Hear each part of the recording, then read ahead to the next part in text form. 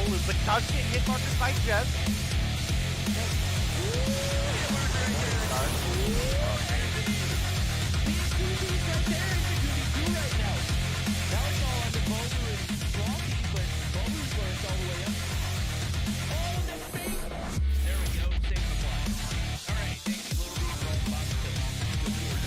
They're now all tied up 1-1. Theo is going to get taken down by Jazz. Zygnus Jazz is pushing up towards the B flag. Rock that 35 round. See that we have Vague pushing up incredibly far, but this should be a free kill for Theo. Sure enough, with the push from the backside, finds Jazz.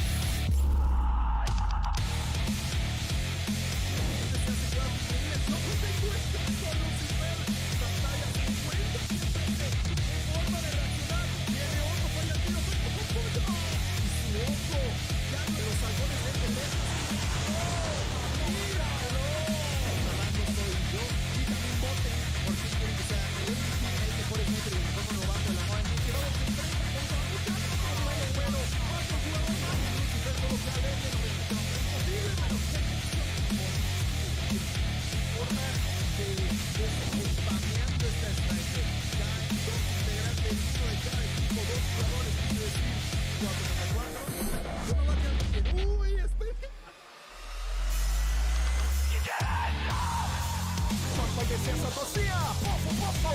Botão no cofrinho do Limpes! Pofo pra cima do Delzinho! Double pofo do craque! Faz clique aí, meu chat! Você tá no YouTube, faz o clipe da jogada! Tomara tá! Um som morto. Vou cravar cima, crava esquerda. Tem um, só tem um. Tem mais um.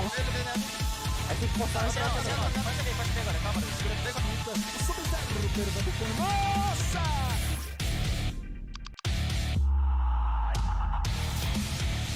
Yeah, we've got two players left to deal with. FH 420. Oh my god, Lucky, what the hell was that? Count them out. Can't do it. Lucky is Dark Wizard. You're the only hope here, Dark Wizard. Oh my god, we've got a 2v5 that is a reality. Lydia looking for the shots. Lydia's gonna round the corner. Lydia finds one. Lydia just needs to find Lucky. Doesn't happen. We're going to another round. The most at the moment finds another one. Just an absolute demon. Moving Quicklis in with the side of Nova. Dave, you're going in.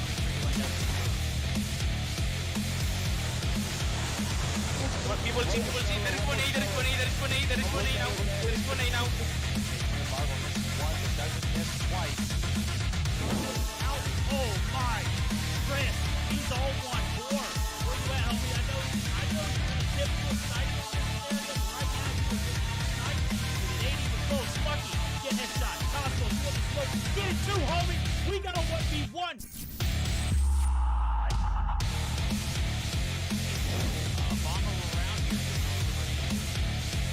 Oh my goodness, Iona! Bro, watch. Extend was left alive. Now it's Iona looking to make this. Yo, this girl's dirty! Aggressively push up to this degree. Lydia's able to find one. Artem Misa coming through. What's that? Is that the kilo? Whoa! Artemisa, the Damascus kilo. Ooh, Kells finds one, is looking for two, but Artemisa. Yo, this girl kinda nuts with the kilo, bro. I have been. Found herself on that Sparrow shot, but the Angels do maintain this P3. Oh, Brick stuff!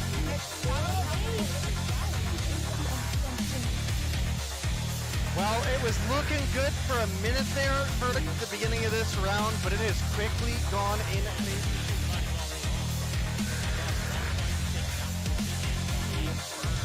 I think you're right on the money. The arrows is pushed back up, finds two in the feed to start things off. Those double kills are worth a ton of points, let alone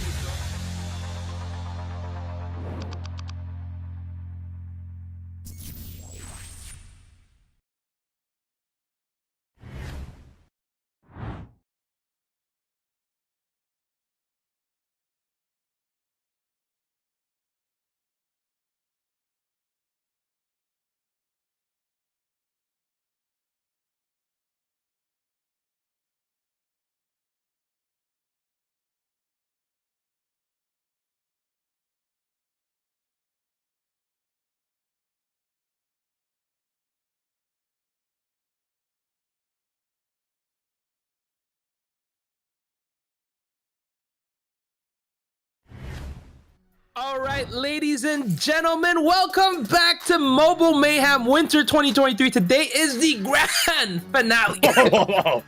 Jeez, we're losing him. We're losing him. I'm so excited. Oh my god, I got so excited for today that I started out right choking. there, bro. Honestly, Holy honestly hell! same. I Honestly same. literally got so lightheaded I could see the light, bro. Oh my god, I don't think I've laughed so hard in my life. Whew. That was terrible. I almost died on that. But, ladies and gentlemen, despite the almost dying, today is the grand finale, the final day of Mobile Mayhem 2023 Winter Edition. I am your host, the Hitman, also known as Ken. I am joined by the lovely Verdict as well as Gilmania for our grand finale. So, how are you guys doing today? I am doing phenomenal, and I don't think.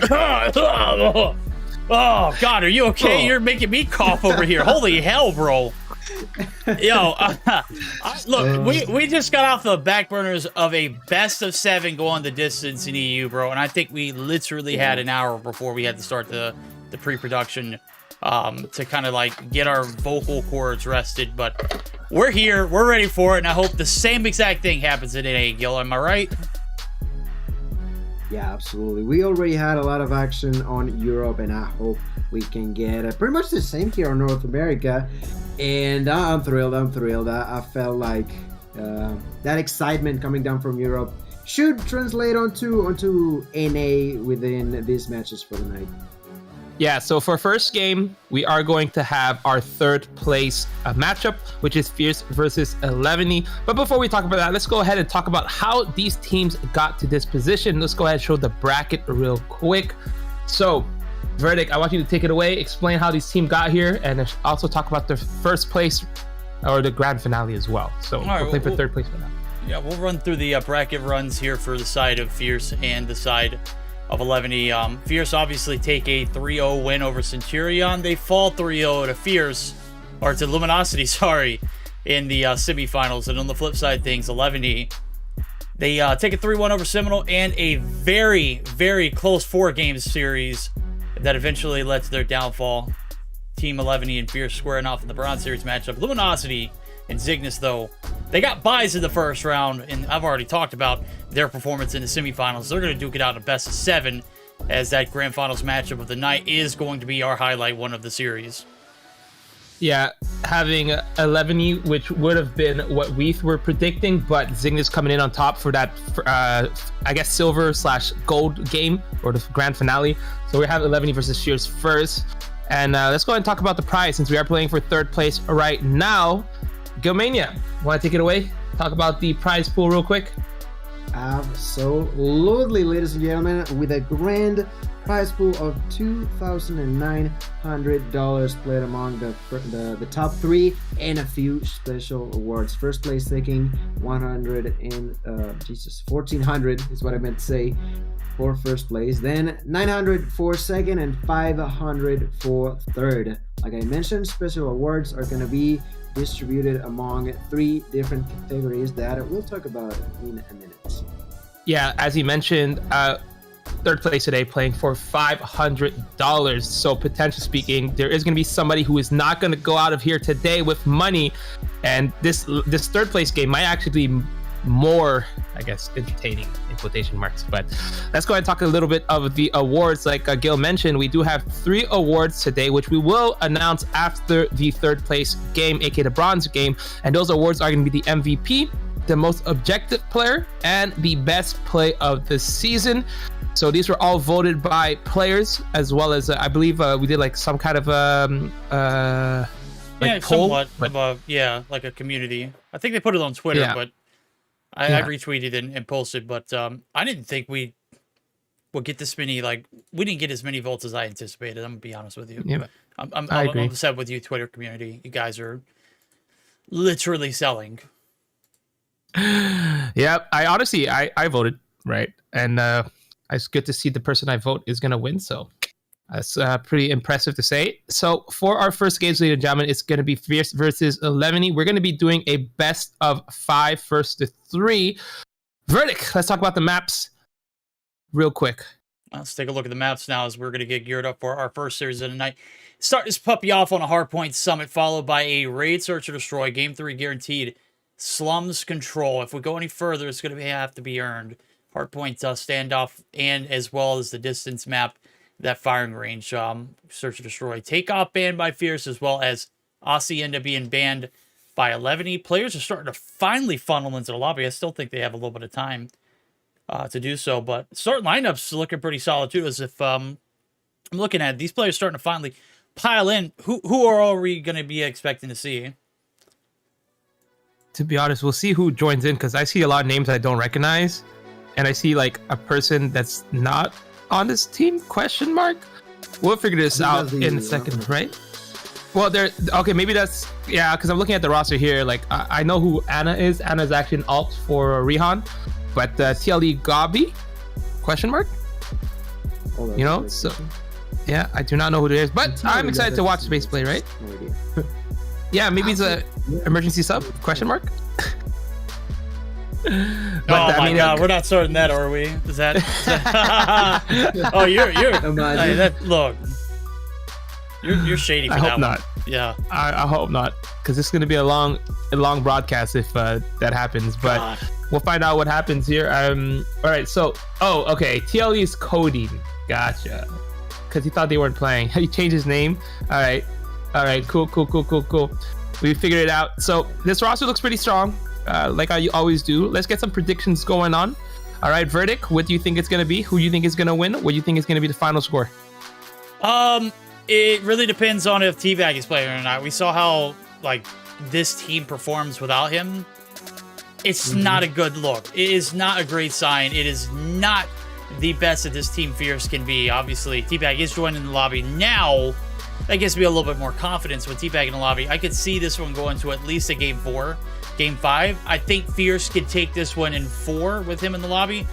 Again, it's ultimately about how well they execute with him being, in the mix. Yeah, I totally agree, and it's not really a fair assessment from last week where we had less players playing, right? So, and then people disconnected, so it's kind of unlucky in that situation. But we'll see how that plays out. Gil, what is your prediction for this?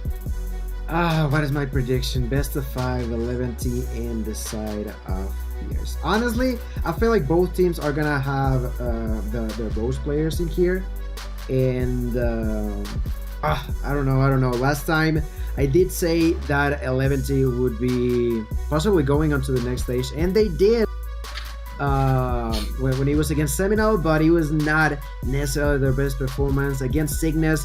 They played good, but not necessarily as great as they should have or needed to defeat them. So I feel like Fierce has better odds of winning this best of 5, but I still feel like if 11T can bring in their best gameplay, we could see them win as well. I would say that is more inclined for me to say Fierce, but I can also see 11T ending up with a W.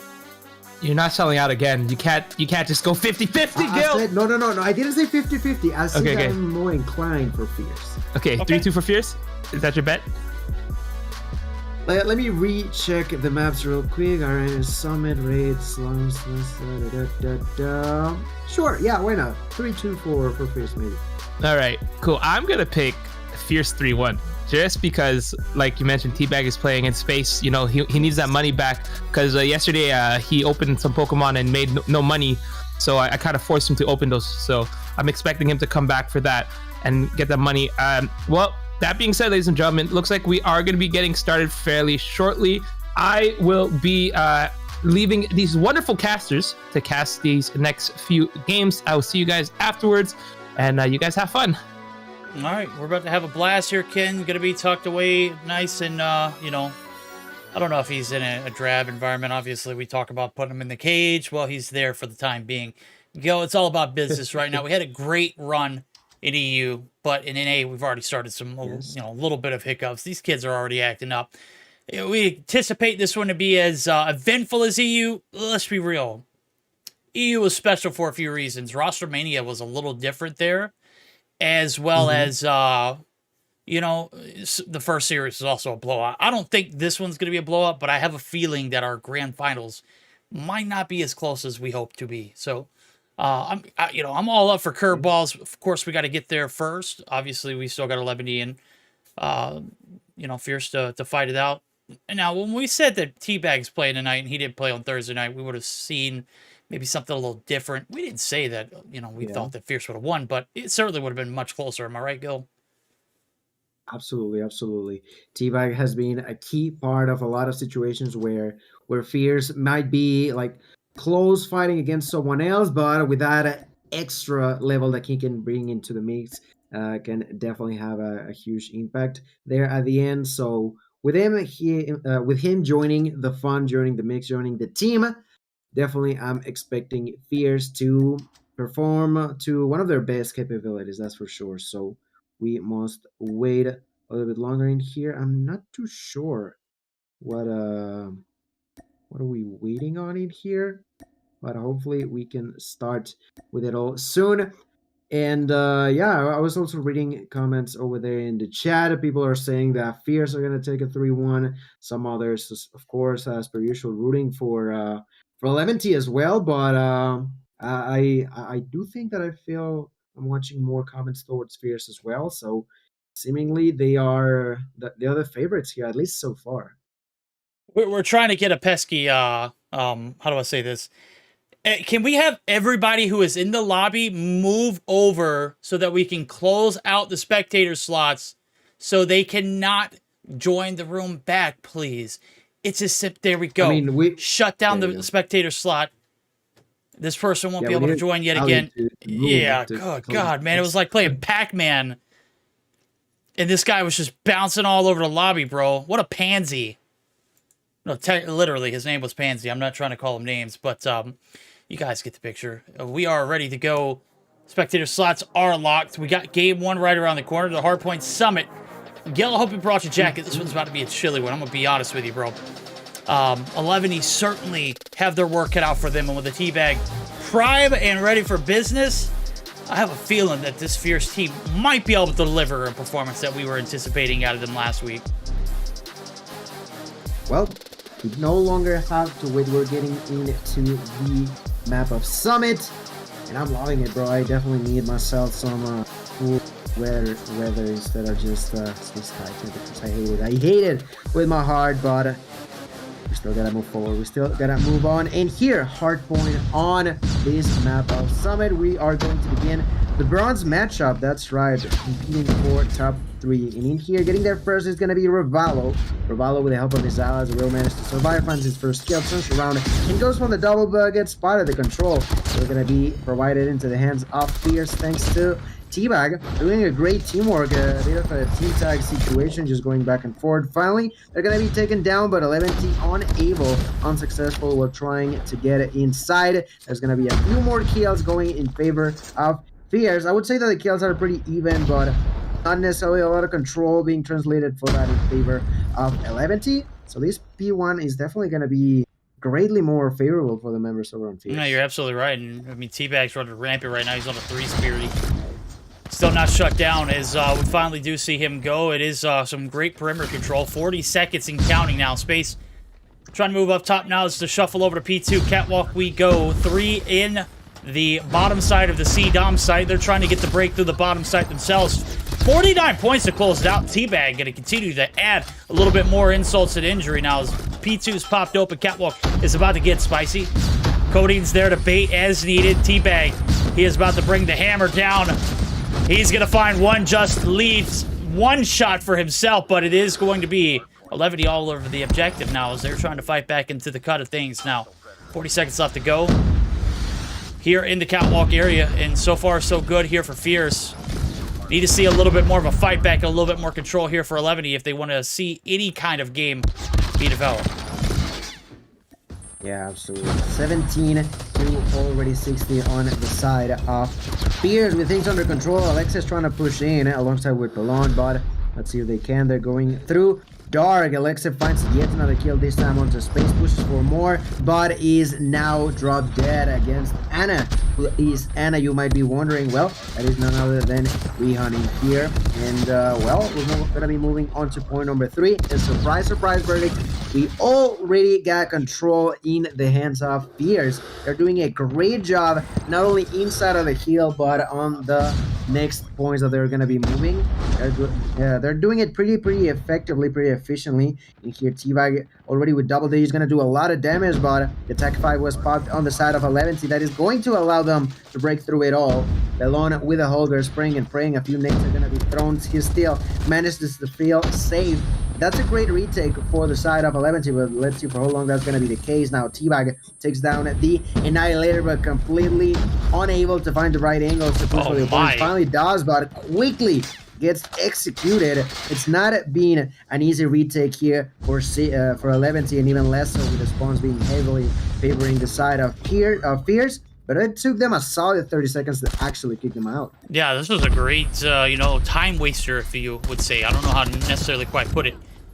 Didn't capitalize on the spawns is more important. 11 keeping it tight here, rolling into the P4 setup. The transitions all the way across the map. The battle is being won and lost at the same time. Anna, a.k.a. Rihan, able to bunker down for the spawns, but here comes the push. 11 trying to deal the damage. Justino able to win the ones there. The trades are on point. It's immaculate open here for the side of 11. They need to make sure that they get a bit of this time before the contest comes through. Obviously, they're still down by about 30 seconds, and with the kills coming through on the outskirts of the hill, nobody in sight for Fierce to make a contestant for themselves now. We'll see Space and CODM try to make the breach on through the front side of the snow site. Pallone, the last line of defense on the back line. He is going to be playing for spawns, so he has to stay alive. Alexei going to spawn in, and here comes the Super Soaker. He is able to clear out one. Justino able to clean out another with a Preddy. The contest is coming from up top here in Rapallo, but he is quickly shut down, and that lead that Fierce once had, it has since disappeared, Gil. Yeah, great way to keep up for things in the side of 11T. Every time they lost a member on the outskirts of it, they immediately had someone else to go back at it. Then also the Purifier by Lucifer is going to bring in a lot of defensive power on the inside of it. And like you mentioned, they are now the ones with the things under control. Another Tech 5 is going to be popped by Alexa, and that's another kill for him as well. They're doing a great job. It took them a long while, Verdict, but they are finally grasping what it feels like to be in the lead on this game at number 1. Only by a little bit, but definitely feeling more and more confident as time goes on. No, again, I mentioned it earlier before we got started in EU. It's not about how you start, it's about how you finish it. Right now, finishing up those first sets of hills, they're on top, 11. Striking goal here in the P1 reset as well. Fierce still trying to get the contest. It seems like they are on the opposite end of the bad side of the spawn site. They're trying to get the top control. Space is going to be able to look down, finds one. Looking for a second, is going to get shut down. There's the contest for 11. You're back into the point. Just being an absolute menace onto the P1 site, but it is going to be the side of Fierce who are going to be able to capitalize on most of the hill time towards the end. 15 seconds left to go. We're going to get buckled up for P2 setup. We're going to go ahead and get geared up for our first listen, and let's go ahead and dive in with the side of Fierce. They have dropped the lead, but they are still very well into this hard point. No. He's on He's one shot. He's the one there. They flash. Con. I have green. Hey, under the stairs. P2 stairs. Yeah, bottom one tab. I spawn snow. They have green spawns. Yeah, Con's down. Middle got me. E-box. Top, I spawn snow. Top dead. Go, green barrel. You guys have to call spawn. Bottom one tab. On the heady. Top. They have a claw. On hill, did I kill him? No, I died. There's two on top, one hill. One of them is low on hill. There's one on top, watch out. Watch the con as well. Con got me. I got stuck. Con. There's one new. Top. Bottom. See them pushing bridge. He's on bridge. Fucking flashes are crazy. Bottom one tab. The bridge one tab. 460. Go green. No, I was spawning out. All right, it's a battle for P3. The value here on this objective, absolutely big. Right now, we're not looking at any kind of time being split. It's looking like the backside of the spawns are going to be locked down. The early rotation here for the side of Fierce is locked down, but you recall from last set of hills, that didn't pay dividends if you recall, Gil. Ooh, yeah, it did not whatsoever. Bouncing inside there, Stallone with the use of the Sparrow gonna be spraying with it, but the use of the trophy system was just not enough. Finds a double kill. The one that does get inside is gonna be T-Bag, who barely misses the last bullet onto Puedes, and that is more control in favor of 11T, who do manage to split the spawns against Fears, but I'm not too sure if that's gonna be a good thing or not, because they are now being pressured from both sides at the same time, and you can see it. They get overwhelmed. The spawns are gonna be horrendous for 11T, spawning way too far from this point. So those 20 seconds, I wouldn't call them scrap time verdict, but I feel like they were just spawning so far away that it was just not worth it. It's not necessarily the best case scenario for them. They are still gonna have the lead though. They gotta maintain control. They gotta keep things under their belts, because if they don't, things can get way out of hands for the side of the Latam roster. Now, moving on to the next hill, verdict, small 15 points lead in favor of 11T, holding the spawns. I'm looking at Lucifer. He's going to be having the pressure of multiples at the same time here, trying to defend with a Switchblade. Help of Justice going to allow T-Bag to get knocked down, but he still managed to get through. Instead of the kill, there is Rehan. Rehan trying to survive. No, a quick kill yet again for Alexa. We know how heavily OBJ orientated this player is in right now. He's showing just that, not only with the OBJ in, but also with the heavy amount of kills that he's getting. A really even matchup in here. Verdict, 30 seconds left in this hill, and they just cannot truly get an advantage on any of these two sides. Nah, Levity are depriving them of any kind of time off the P4 side. 200-point marker is going to be landed now. Justino putting in God's work on the objective. The two-piece, make it 4 combo. Is going to be able to pop the paper plane. Space drops him, but he is going to get dropped in return now, as we see. Battle over towards the P1 objective. The reset, 216 to 175. What happened, Fierce? What's going on? I know things are getting a bit out of hand, but can you reel it back in? Levity, you've done great. These cells have served you justice. Right now, the setup here for the P1, you can close it out. Only 32 points needed. The contest is still going to come through. T-Bag looking to put in some work with the Annihilator, but it is the claw from Puedes. Yes, he can shut you down. 3 in the feed, make it 4, make it 5. It's a full wipe. 11 are running rampant. They can close out map number 1 here in the next 20 seconds, Gil. Oh man, the side of Fears are definitely drowning, because that feed is pure blue in there. The use of the 100-killer drone is not going to allow Puedes to take down T-Bag, but he is 1 HP in the vicinity. There's going to be Lucifer trying to survive. They only need 10 more seconds. There's a heavy use of utilities on the side of Fears, but that might just be too late. 20 seconds on the P1 reset. The control is going to give a few extra ticks in favor of 11T, and at this point in time, it's going to be really difficult for them to try to fight back against it all. There's 3 potential operators gonna be used for 11T. I'm sure they're gonna make sure that this heal is the last one. Actually, previously, for us, the changing even more seconds will go their way, ladies and gentlemen. This is already the end. I don't see a way for Fierce to have 100% control over the next heal, and we are about to see that happen. T-Bag with the use of an Annihilator, gonna do a lot. Still not gonna be enough. Triple kill for Lucifer, and no one can get here in time. Ladies and gentlemen, 11T Esports verdict. They're gonna take the first dub in a really dominant way. I gotta say, it took them, I wouldn't say like 2 or 3 heals to find a way to feel comfortable within this map, but once they did, it became more and more evident that Fears was just slowly but surely getting further and further behind. No, they were indeed. They got out-rotated, they got out-broken, they got out-held, and it showed. That first set of hills, well, actually, let's just say the first three hills looked decent for Fierce. We started progressing to this one. It was miles away from grabs. That P4 was locked down 2 times in a row. Not once, but twice. We only got a 3rd reset that came through. We didn't even get all the way through it. We closed it out in the P2 site. 250 to 197. Fierce just not up to the occasion. Lucifer is going to be your MVP for this beginning of series. Minute 20 on the clock, as well as the 34 and 26 KD. Taking a look at it, though, the breadwinner for the objectives got to be Alex A. My guy may not have went positive, but every time I saw a break, he was there. Yeah, absolutely. It was like an anchor on the way that they were pushing in, because like I mentioned, he is the one with the most time for the side of 11T. Not only that, like you mentioned, every time they clear the path inside, he was there in one way or another, either by getting a kill or getting killed himself, but immediately relaying that information to his allies. So really, really well done. But that was only game one, right, Verdict? That was only the beginning, and I liked it. Honestly, I liked it. You liked it. Did you love it, though? That's the question. It doesn't matter. Okay, game's already over with. Love the results or like the results. They are in. 11 are here to play, and this might change everything. I'm going to be honest with you. Based off of seeing that Hardpoint, I know this was a map selected by the side of 11, but the only map that I had Fierce losing coming into this series, with Teabag included, had to be the Control. I think 11 might be one of the best Control teams in all of LATAM.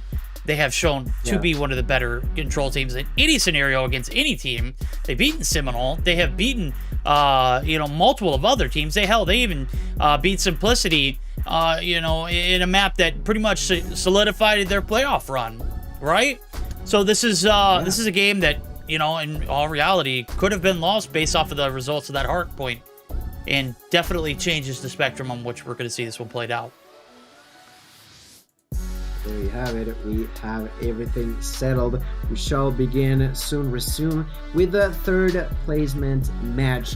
Remember, it's going to be Search and Destroy on Raid, and I'm not too sure if it's just healthy for us to go from so cold to so hot, but we are about to find out if that has any sort of impact on this player. Search and Destroy Raid.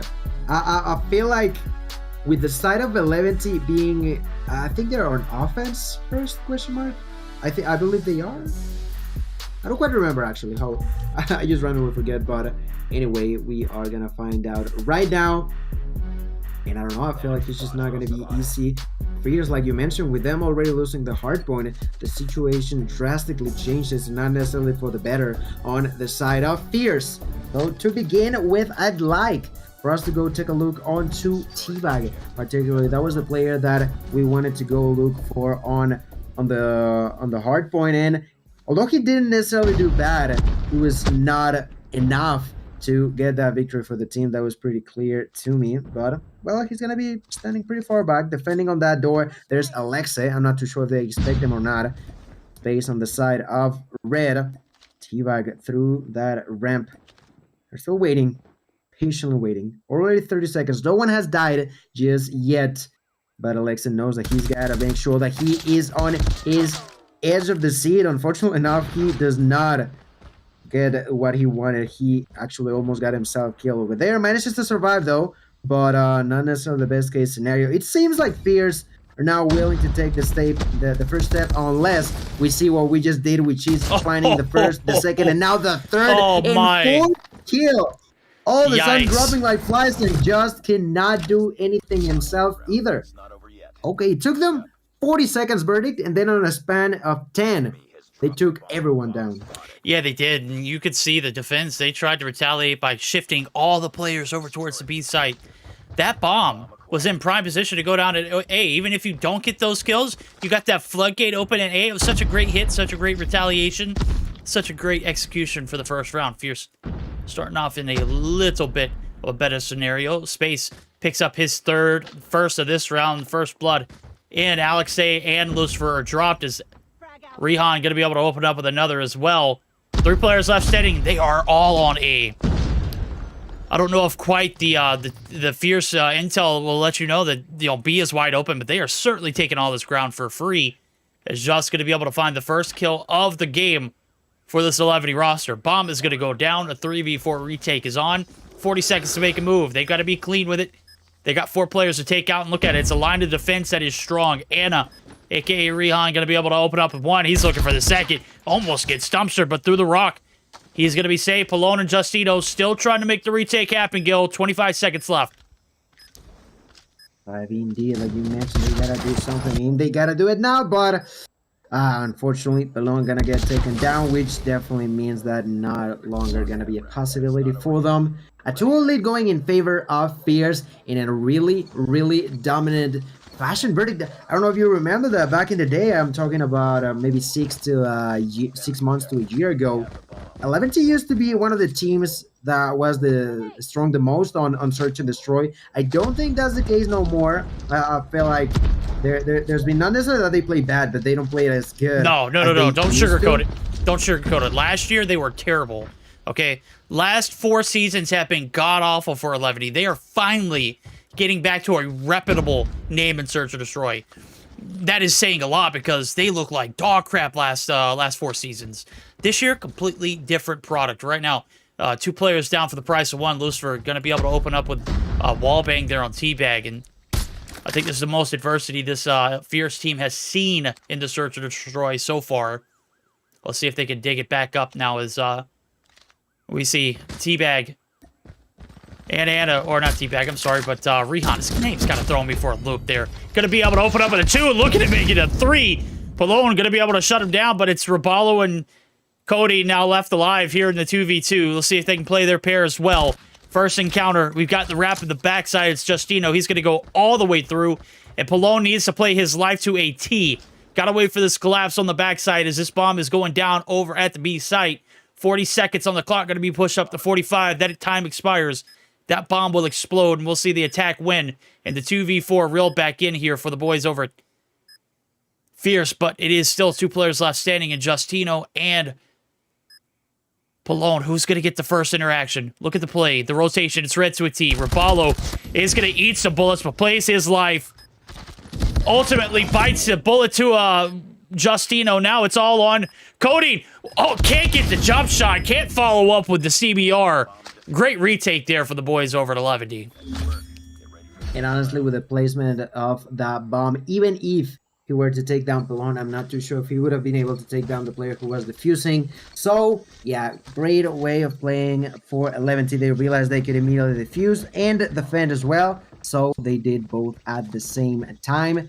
Bring a victory home, the first point in favor of the LATAM roster of 11T. Right now, a little bit a little behind, but not necessarily too much, too deeply. Once again, we're gonna see a lot of stand back placement for the players over in Fierce, but even then, we're gonna see the first blood come through for Rehan. Sniper shots fired by him are landing quite effectively. Already 6 kills for him. Then Tiva with a knock onto Puedes immediately. Want to capitalize on those. They're going to be pushing on the inside of Cubby. There's someone. Let's see if they realize that on time, and they do. Another kill in favor of Tiva. He immediately picks up the bomb, and he's going to plant it right now. Alexa, one of the key players on the victory for Hardpoint, is yet to find the first blood for himself, and he finally does, but surprise, surprise, there's another one behind you. That is another point in favor of Fierce. Pretty interesting to see that, well, there's definitely those 2 players, Alexa and Puedes. They are such great players when it comes down to respawns, but in here on S&D, not doing too much as yet. No, not so much. Even though they have battled and drastically improved, this Fierce team is here to play. Anna, open it up with few. I'm not sure who got the first blood. I just took a look at the kill feed, and certainly they were in it. They have been all in it this game right now. They're sitting on 8. Rehan, I'm gonna need you to get your account unbanned, bro. I'm just not feeling it right now. Palone, though, he's not feeling it either. Cody ain't gonna bite the dust. Makes him bite the dust, and certainly, bro, I'm gonna be honest with you. I'm so thrown off by the names. I wish, like, come on now. Cody, I understand you guys didn't think y'all were gonna play, but troll after, you know, the potential of playing in a Bronze Series matchup. I'm trying to do your name justice, and you're just, you know what? You're just going to continue to do you. You know, I'm not even going to complain about it. Back round now is we see 4 rounds that are to the count of 1. 11 have yet to show up here in this Search or Destroy. Finally finding 2 of their on is Teabag. Yeah, bites the dust right there. I predicted that one. I didn't even see it come up in the feed until after I said it. Teabag, Rehan, and Code all down for the count. Raballo in space. Last round on the attack. Let's see if they can reel in a 2v5 clutch.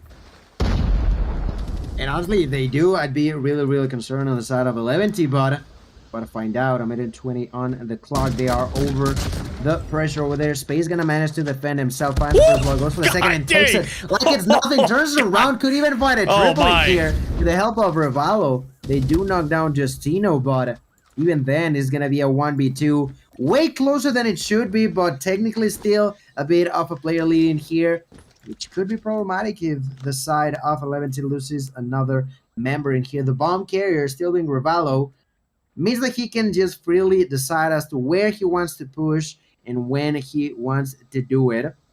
right now, slowly but surely moving towards the staircase, potentially thinking about Alpha. Nope, he's not sure just yet. Still got 40 seconds, Verdict. So, what do you say? What do you think he's going to be going next? I don't know. I don't think he's peaked this B site. I think peeking over here is, a recipe for disaster. Right now, he's going to give away his location. He's going to hop full on out the window. Ain't no way we're taking that gunfight. Okay, he gets the kill. Not sure how Pallone loses that. 1 health. Rapallo is going to be able to recover. And the repeat, right out the window he goes. Alexei's already spotted them. Shots are going to be fired, but he is committed full on to this B hit. Ring is compromised. The gunny won there by Rapallo, taking down Pallone. As the bomb plant goes down, 40 seconds on the clock. It's a 1v1 for the clutch. The 2v5 in the books. If Fierce are able to do this, Rapallo, let's see how much ice you've got in your veins, homie. Can you win the shots? Can you win the round? Of course he can. The wall bang through the rock, I don't even know how that happens, bro. But Fierce, I don't know how you win that one. 11, you get played. Outplayed to the fullest. That was an absolute brutal one to watch if you're an 11 fan. A 2v5 clutch for Fierce to cap off the first 6 rounds. They're up 5-1 Gil. They are sitting pretty nicely.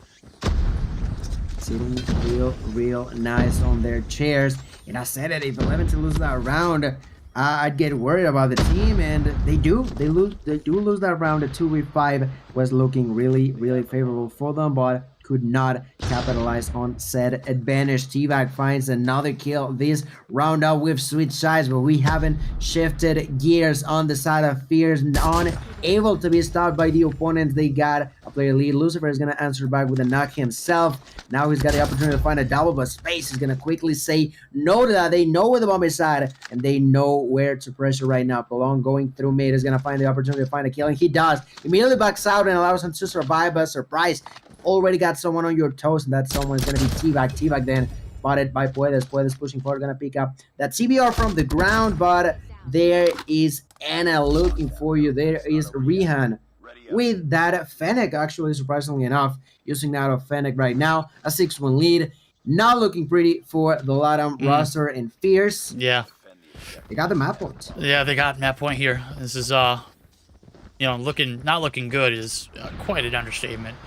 Let's see what they can do now as they brute force push it. Rehan's here to hold off any members making their courtside appearance. There's an 8-shot Space. Good for the follow-up shot there as well. Rehan gets a freebie of freest and 3 drop almost instantly. Make it 4. Make it all 5, ladies and gentlemen. This one was over before it started. The 7-1 answer back. And just like that, Fierce even us out in the tallies on the scoreboard. 7-1. By God! What a raid performance. 11. Back to the drawing board with that search and destroy. I don't know where we pulled this one out of, but you can't make up these kind of performances. This is a step in the wrong direction. I know raid can be a bit worrisome. I know it can be ugly as all get out, but come on, man. 1 round? You guys got just... That might have been one of the worst performances out of 11 all season long. I would have to agree. I mean, I don't know what's going on right now with 11T on Search and Destroy. I mentioned, I feel like throughout this season, they weren't doing too bad on Search and Destroy, but Verdict, let's be reminded, they lost a 5v4 against Citadel as well. You know, there's definitely something going on that is just not connecting for the squad on Search and Destroy, and it shows in here. Puedes with only 1 kill, 3 for both Alexa and Lucifer, 5 for Pallone, for Just, pardon me, and 4 for Pallone. It is just not feeling nice, you know. They were heavily dominated, which is a complete day and night performance on the Hardpoint. I wouldn't say, even if when they were losing Verdicts on Hardpoint, they weren't being dominated as what they just suffered on the Search and Destroy, you know? No, you're absolutely right. And I mean, the Hardpoint was a very back and forth affair. I mean, Fierce started off with a lot of momentum, but 11 persevered throughout the entirety of that one. That game, though, raid, just absolutely disgusting to watch if you're an 11 fan. And you brought up a good point. You know, maybe I overstepped my boundary by saying that 11 looked better in Search and Destroy, because obviously when you point out those facts, you might be onto something. 11 might be back to where they started in Search and Destroy. But what I will say is, throughout the season, they didn't look bad. I don't know Yeah, where the disconnect is gone, but in the playoffs was. Right? Oh God, it was ugly. Yeah, definitely a lot of problems. Who's Anna? Anna is Rihan, people, right? In case you were wondering about that. So yeah, that is Rihan. But oh well, we are now waiting for the next one to begin. It's going to be Control, which, like you mentioned, is a mode that they've been really good at. They've been able to capitalize. It doesn't matter if they start on the blue or the yellow side. So who knows? I'm honestly unsure what could be going on next in here. But with this sort of problematic performance on Search and Destroy Verdict, even if we were to see a fighting scenario for 11T either on Control or on Hardpoint, if we go to the game 5, you know what I mean? Like, these Search and Destroy matches have just not been aided on these playoffs, like you said, for them whatsoever. You're absolutely right. Good answer back there from Fierce. Now, as we take a look at the best of 5, where are we heading there for the Control? I completely forgotten who's on the defense. I think you mentioned that. We'd have to take a look at it, but we are heading over to Slums Control. If you have a hard time recalling like I do, and even if you just mentioned it, Gil, I'm apologize. Got a lot on my mental right now. I'm trying to go back and forth. Multitasking is certainly not my specialty. I hope chat can understand it and accept my forgiveness as well. But the series is bound to be, eventful. And that Search and Destroy was a great answer back, but Levity have just looked better in respawns altogether. Chat, if you guys don't get out of here with that, who put the Among Us Chungus up there? I don't know, but get him out of here. Yeah. Thank you. Sorry. You bunch of. You're good. Yeah. Right. Well, thoughts. I think, like you mentioned, with the side of Fears being on blue first, there can be an edge. I don't know. It's a map like stand up, so anything. Like slums, and can be a little bit tricky. So as we are moving over here, why am I looking at the wrong map? Yeah, I don't know why I read standoff elsewhere, but it seems like we're moving to slums. So I also thought it was standoff at first. So mistakes were made, but we are here over on slums. There we go. To the slums we go. This one's about to get as violating as possible, right? First round of the defense. Look at Fierce. They are already well within their realms of being in a spawn trap. They're trying to put the cuffs here early on to the boys over at Levity, and certainly Levity are not feeling it, just firing back on all cylinders. Palone able to find one in the feed too, but it's 3 for the price of 4. Attacking strats not coming through as of yet.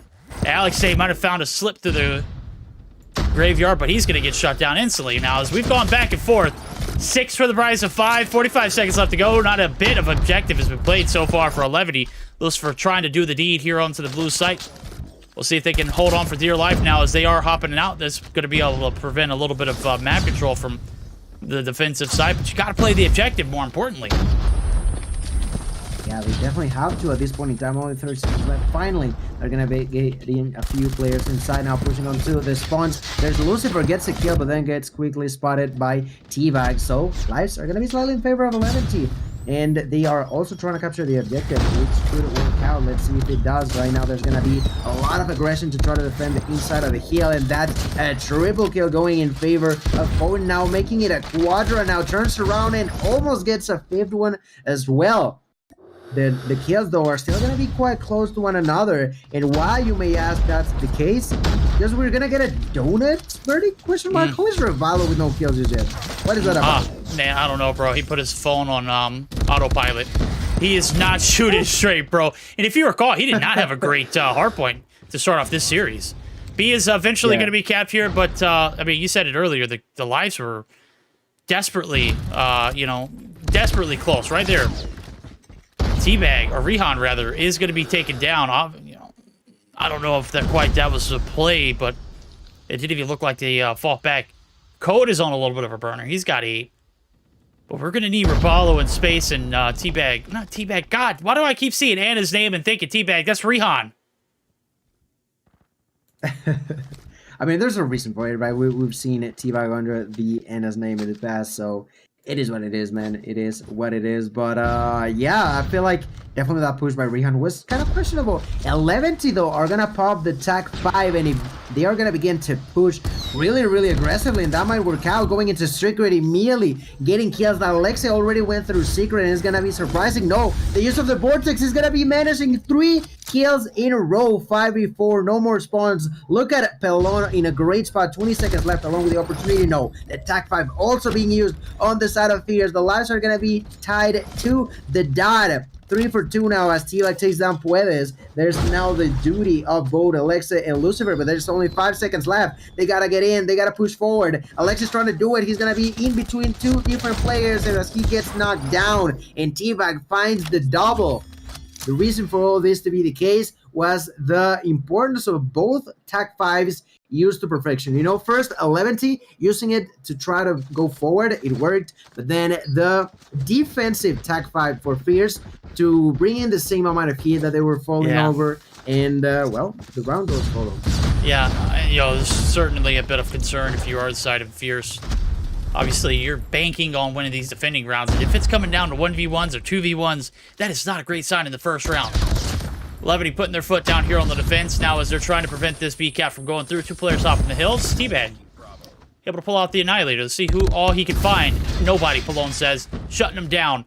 First tick of progress is going to come through. 1:15 now going to be started back up on the clock as we see that hill is going to be unoccupied for the time being. Rabalo trying to do what he can do. He is still yet to find a kill, and even in the second round with 30 seconds into it, he is yet to find one.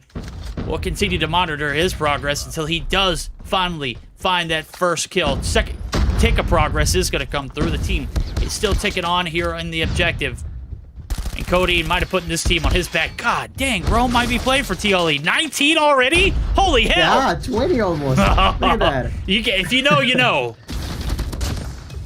Oh man, it just hurts to see a rival like that. He finally though got his first couple of kills for himself, but he's with a really negative KD, and not only him but all Rehan not having the greatest time ever. And it's kind of odd to see those 2 players underperforming so heavily, but fortunately enough for them, between T-Bag, Space, and Codeine, they've been able to fight back against all of this, but still not being easy.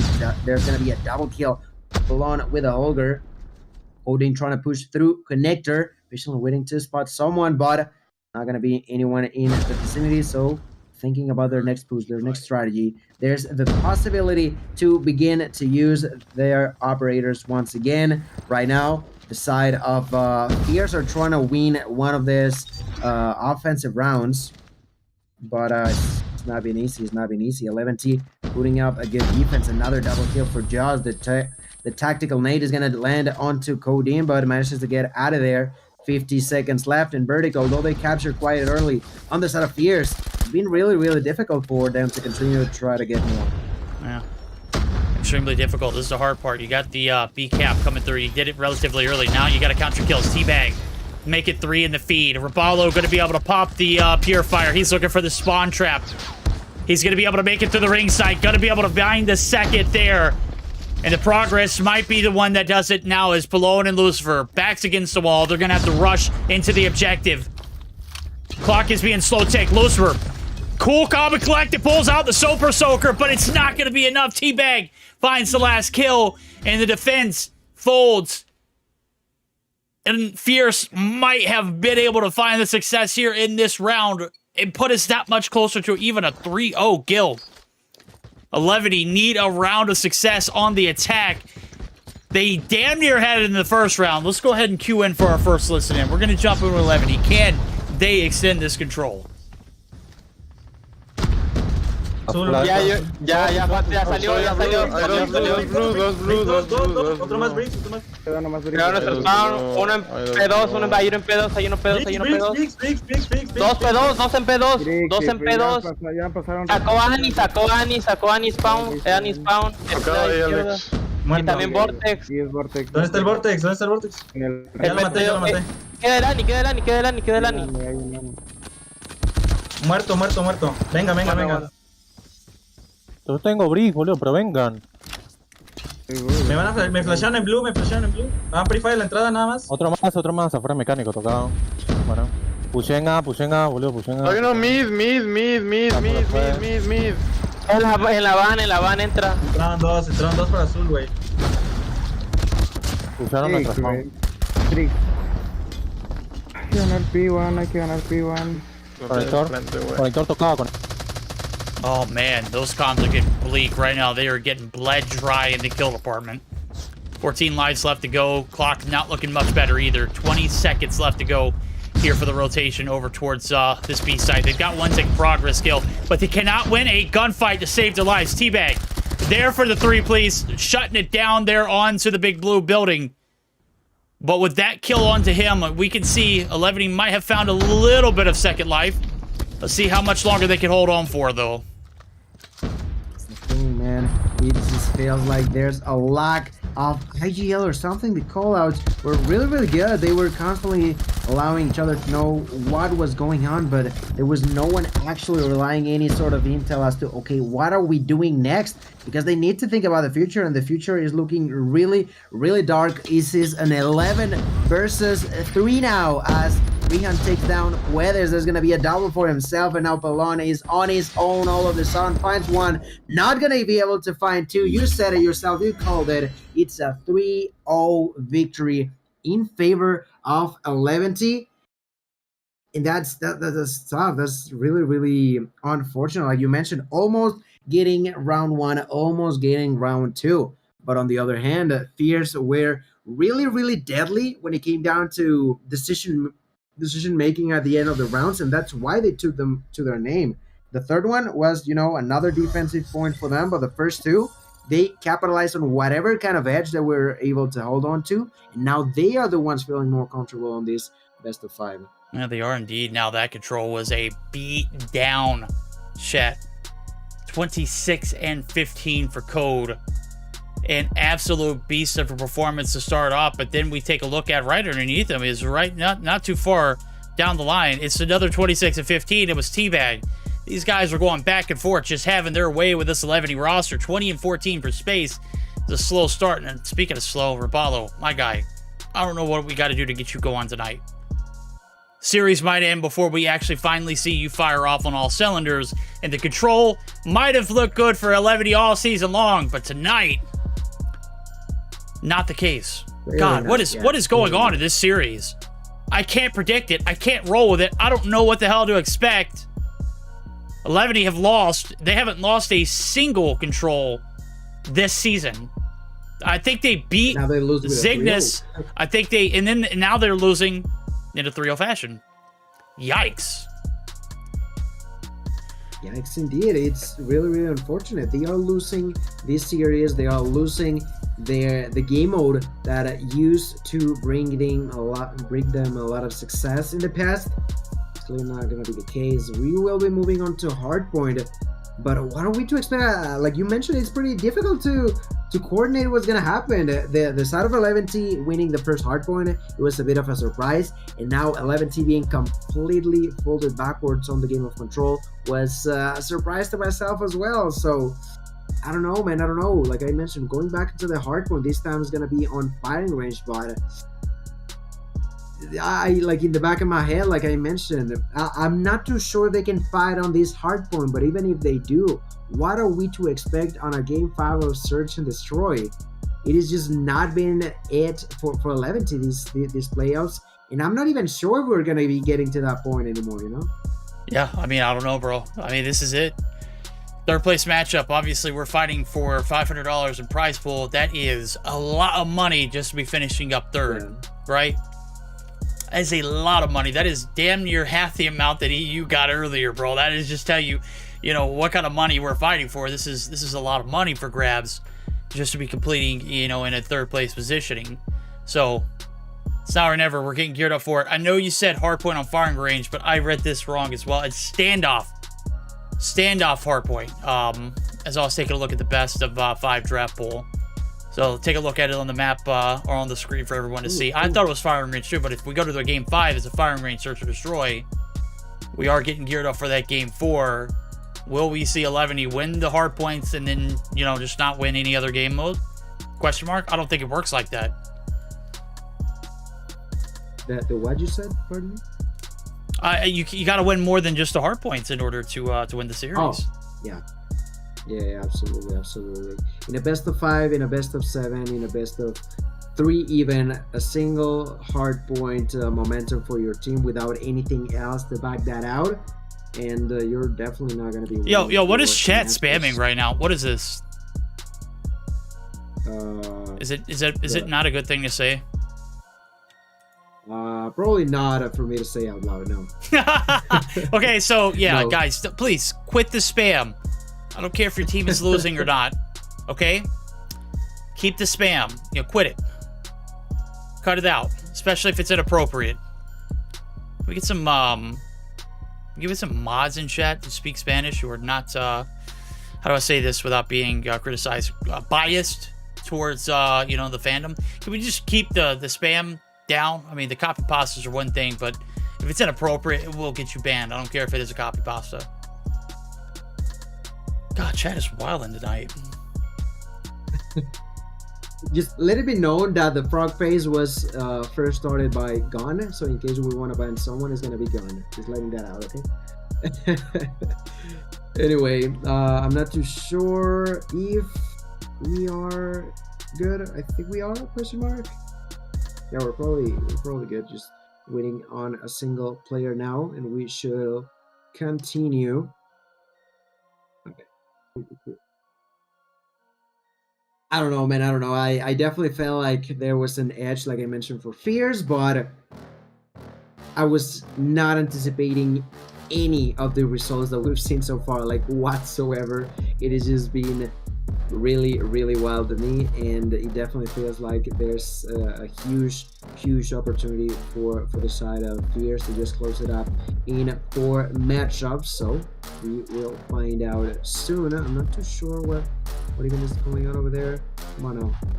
That could be a glitch though. Hopefully it's not a Yeah, glitch. kick him from the lobby and bring him back in. That's the fix. Yeah, usually can help out. Oh wait, now we wait. Now we play the waiting hello. game. How you doing? Yep, pretty much. Yep. Pretty much. All right, we are getting geared up for game number 4. His game pros. Oh, Code's game pros. Yikes. He probably needs to restart it then, doesn't he? I don't think he needs to wait. Oh, there you go. There we go. Okay. All right. Hardpoint, game number 4. Could be shut down ASAP. This could be it. This could be the last one of our Bronze Series night. If we could join into the main show where we'll see Zygnus spar up against the side of against Luminosity Gaming, bro. I'm gonna be honest with you. If you expect that one to go past the game 4, you might be, or game 5, you might be in for a rude awakening. I will be very surprised to see Zygnus put up more than 1 or 2 maps. That's just me being completely unbiased, just, you know, on paper.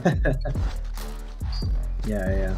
Definitely, I sort of feel the same way as you do. I feel like I can see them winning 1 or 2, but oh man. I mean, you said it, Vertigo. Yeah. Why would you jinx it like that, man? Come on now. I mean, I don't know what else you want me to say, bro. It's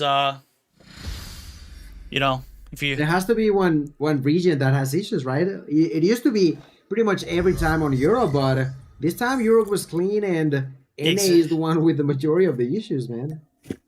You can't make this stuff up, bro. It's dead serious. It is dead serious.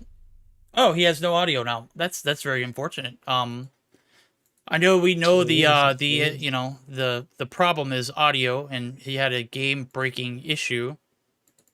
But if you can in chat, go ahead and spam that no ping, no mummies. You know, it doesn't matter what the whose number are we doxing in chat? No, there's probably a bunch of random numbers. Yo, imagine doxing people Imagine. in a Trovo chat, bro. You guys are just shameless, aren't y'all? You're disgusting. There we go. Thank you. Thank you. All right, let's get the show on the road. Game number 4. Will 11 have what it takes to go the distance here? They've got to win this one in order to stay alive. Fierce, they can taste victory already. Let's see if they can make something happen and shut it down now as we do open up business here for the Hardpoint. P1 about to be the focus for, you know, the first 30 seconds. But, Gil, I know we've talked about this map in particular very, very much so throughout the regular season. This one is certainly going to be a banger if you can get the setups here on the Muddy Hills. P2 and beyond, where you're going to find a majority out. If you can get these points off of the rip, certainly could be very fruitful as well. It is a certainly scrappy ordeal. Teabag able to find 4 in the midst of all that. Finally able to catch one of those as he does find his 5th. He's on a 2 combo now. He's looking for more. It is Justino there for the bottom. Oh my god of grannies. And he does hang on by a thread to win the gunfight, but it is Code who is there to get the trade. Chaotic situation on both angles now. Rehan finds a kill, gets taken down. The one alive is going to be Lucifer. Lucifer also knocked as well. The retake now in favor of Justino, just to be taken down by Ravalo. Back and forward. Right now, there's a small gap, a small lead in favor of Fierce. Who knows? Now moving on to the Fabric. We're gonna see plenty of members on the side of Fierce over there inside of it. Specifically, there's gonna be Teabag. Teabag back and forth now playing with the Kilo at a distance. This man, Teabag, he just loves those long distance sort of fights.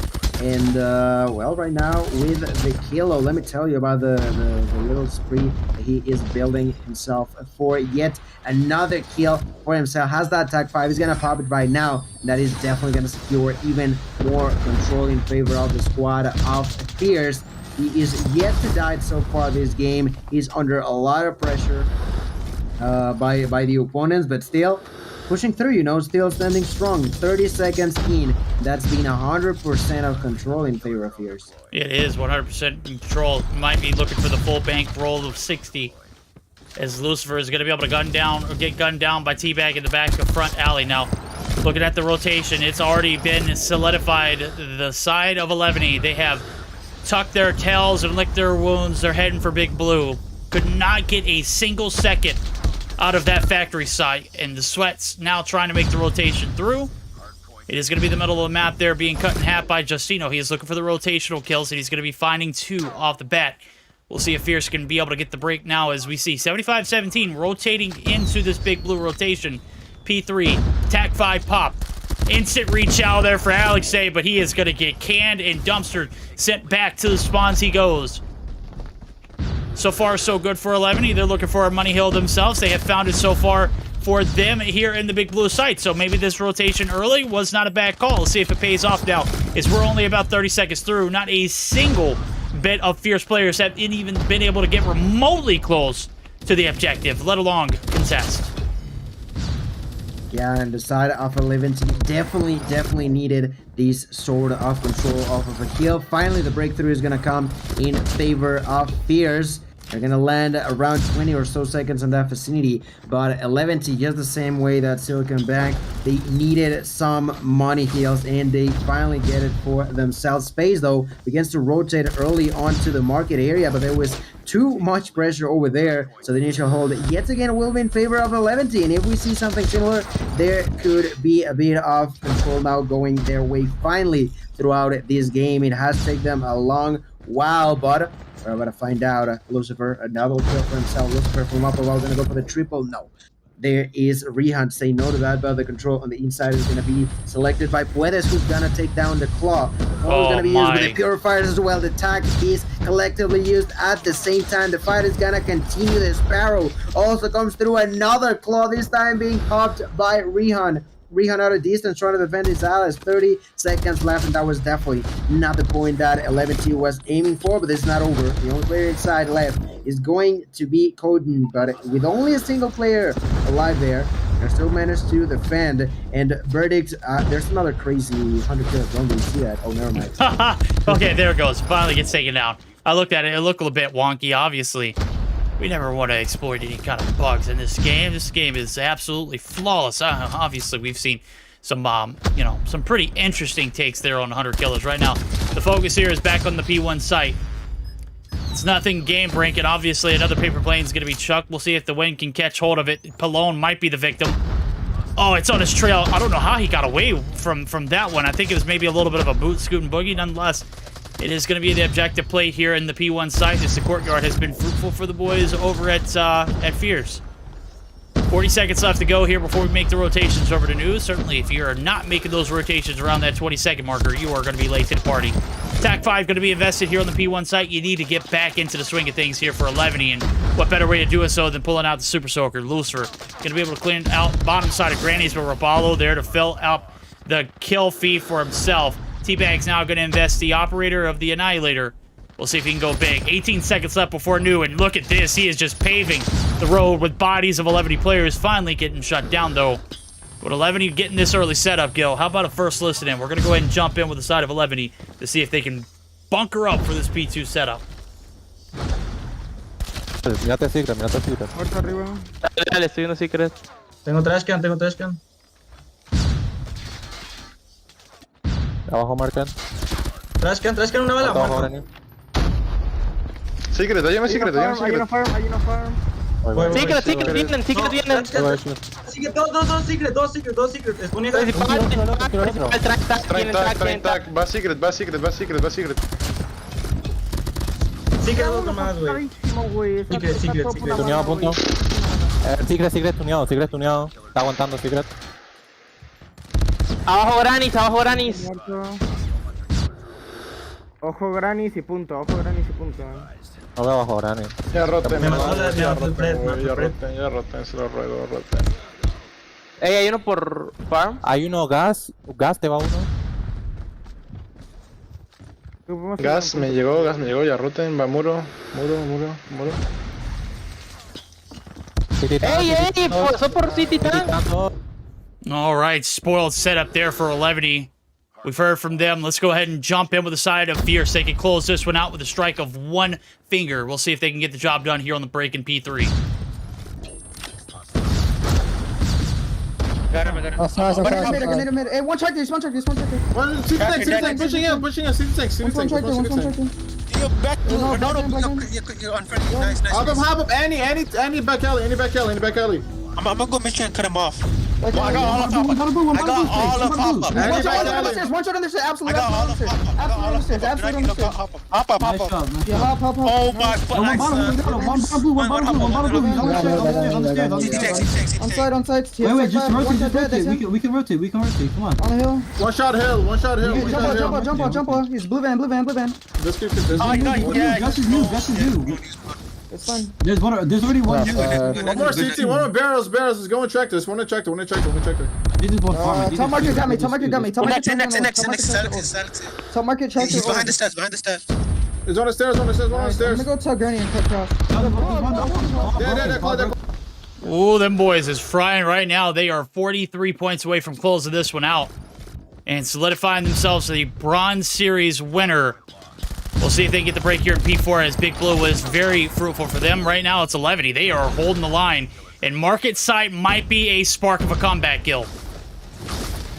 It could be right now. 50 seconds left. Weather's trying to hold in strong. Not gonna be possible. The next one to try to get in is Justino from up above. Gonna have the opportunity. No, the Tag 5 was pretty clean. The claw is gonna be used by Rehan right now. Only 30 seconds left are needed. Everything is being used on both sides at the same time. And it is make or break for 11T. They are trying their hardest. They're gonna find a floodgate of kills, and they break through it. All 20 seconds left is going to be the time that could potentially go in favor of 11T. Problem being that they are still going to be losing really heavily on this matchup. Only 22 more points are needed on the side of Fierce, which means every single second counts. There's no longer anything known as scrap time for the side of Fierce. They know how important it is to find to the very end of each hill, and the same goes for the side of 11T. Immediately inside, there's going to be Lucifer from the outskirts. There's just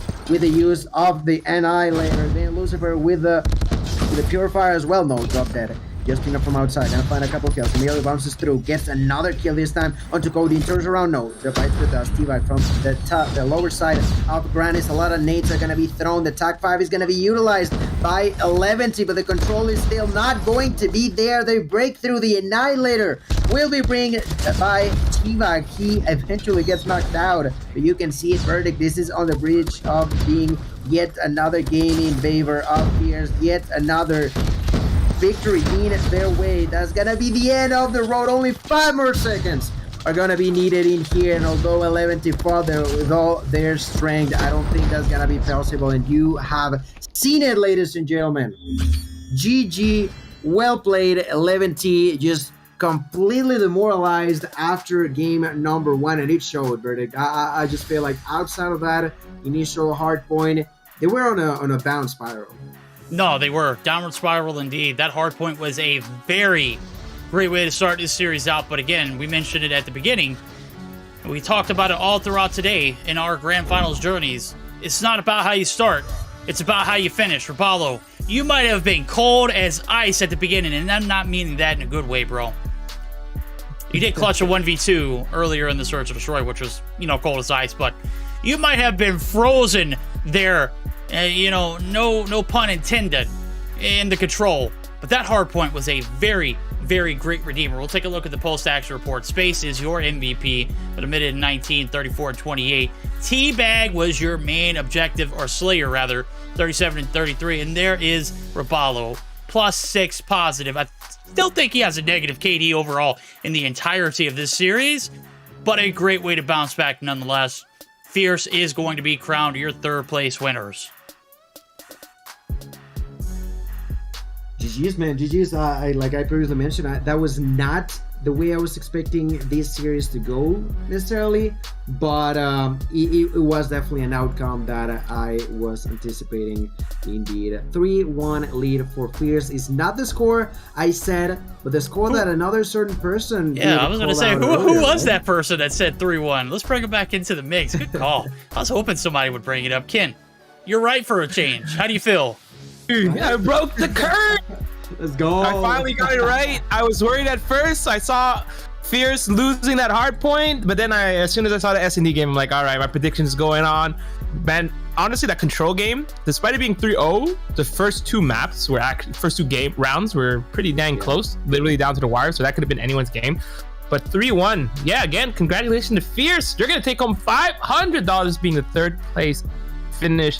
And you were talking about that. Rapallo struggled a bit in that control game, so that's probably why the game was a lot closer than it seemed. But yeah, I mean, what a good strong finish by Fierce. Who would have known like how Fierce could have done? Maybe if they had their full team last week. But it is what it is. Oh, ifs and what's the saying? Ifs only counts. And I don't remember what it was. Something like that. It's something goes something like that. Yeah, 100%. I got that right, okay?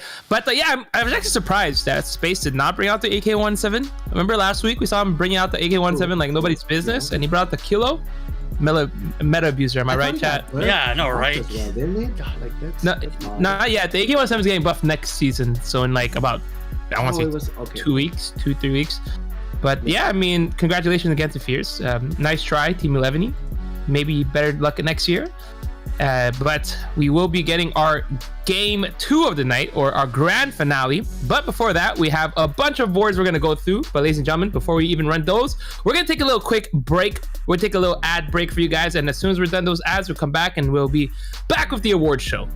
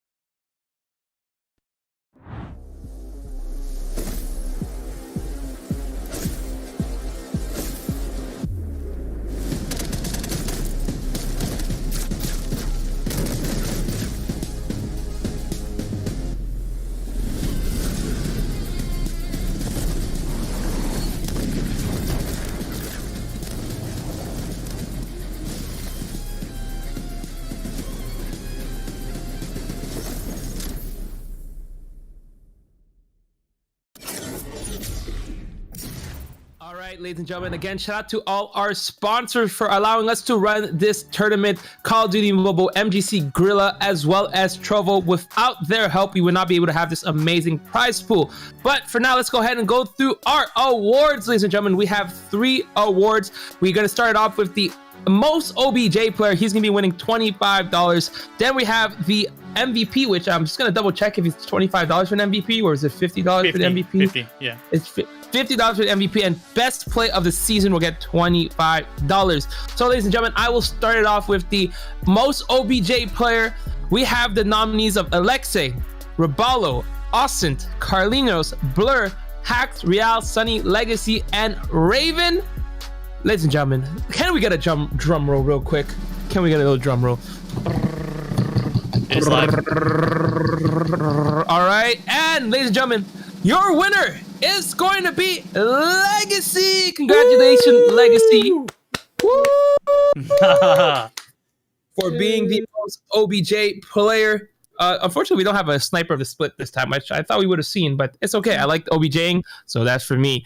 So, Gil, do you want to go ahead and talk about the MVP award? Absolutely. The MVP, most valuable player nominees are going to be as follows: Just, T-Bag, Aries, Cartels, Envy, Hacks, Bride, Pepe, alongside with Veteran and Tetillo. And out of all those players, ladies and gentlemen, there was only a single MVP with 24 votes and more than 20% going his way. The MVP of the season for Mobile Mayhem North America is not other than Envy. That's right, ladies and gentlemen. MVP of the season is going to be given to Envy. So congratulations. Oh, man. He's going to take out $50. 50 whole dollars. Ladies and gentlemen. All right, Verdict, you got our final award. Talk about the best play of the season. Best play of the season, man. We had a handful of them up for nominations. We've talked about the Lucifer clutch against, I'm not sure who that was, but it was a 1v4 in firing range. We got Spades Ace versus Zygnus. We've got Squiggy's 1v5 versus 11, which was towards the end of the season. The infamous Kings taking down Luminosity with the Annihilator play. Band's crazy 9-man gun feed versus Seminole in the final day of the season. And the last but not least, oh no, we got 2 more. Beetle, all the headshots on S&D and Luminosity. These guys are trolling. And then the Scott Ace on S&D. Not sure what game was it, but nonetheless, we'll give you a visual representation of who takes the bag in this one. And if you guessed this play, you are right. That is right. It's Band with the 9-man feed. We'll just watch this one and bask in its glory. Wow. Vehicle explosion. Sometimes better lucky than good, am I right, Chad? But you can see LG takes control of this point with some operators being used. We will see if they can hold on to it, as Seminole also has their own operators to use, but I don't know if they're going to use it right away. But and on a tear right now, picking up 13 to his name. Full streaks. Hunter Killer only picks up nobody, though. Yeah. He doesn't need to do much. Obviously, he's putting to work. My guys taking 7 pounds on. That might have been the momentum that LG desperately needed to turn this game around. Obviously, we still got plenty of action to go. 71 to 66 is counting, though. Less of the scrap time is going to be collected. Band, good for the transitional kill there on Big. Now is Big might have started off a little hot, but hey, Band has gotten hotter as this game has progressed.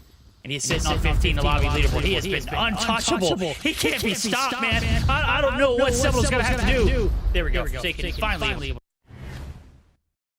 And that was it, chat. Band, an absolute demon. Show the clips? I couldn't show the clips. All right, I can only list them. I did show you the clip that won ultimately, and that one took up 60 seconds. It was a beast of a feed. Band was frying all season long. Hey, we could have honestly made a whole video with all the the nominees. True.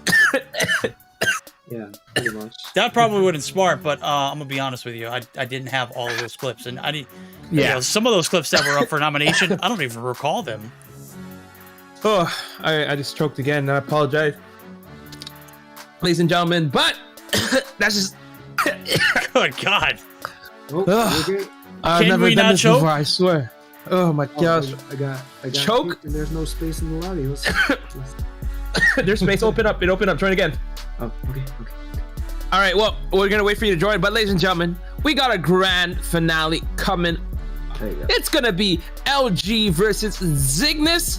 We got the NA versus LATAM matchup for the first and second place finish. First place finish is going to come out of this with a solid, I think, $1,400. Second place will get $900. The $500 split between both of them, but you're at least leaving with $900 today as a team. But ultimately, the main thing you want to win is bragging rights for being the #1 team in Mobile Mayhem. I would say NA, but LG has a chance of being NA and LATAM. So we'll find out whether or not LG can keep up the dominance, or will Zygnus be able to defend LATAM in NA? That's going to be interesting, ladies and gentlemen. Verdict, tell me about the maps. Alrighty, we're going to start this.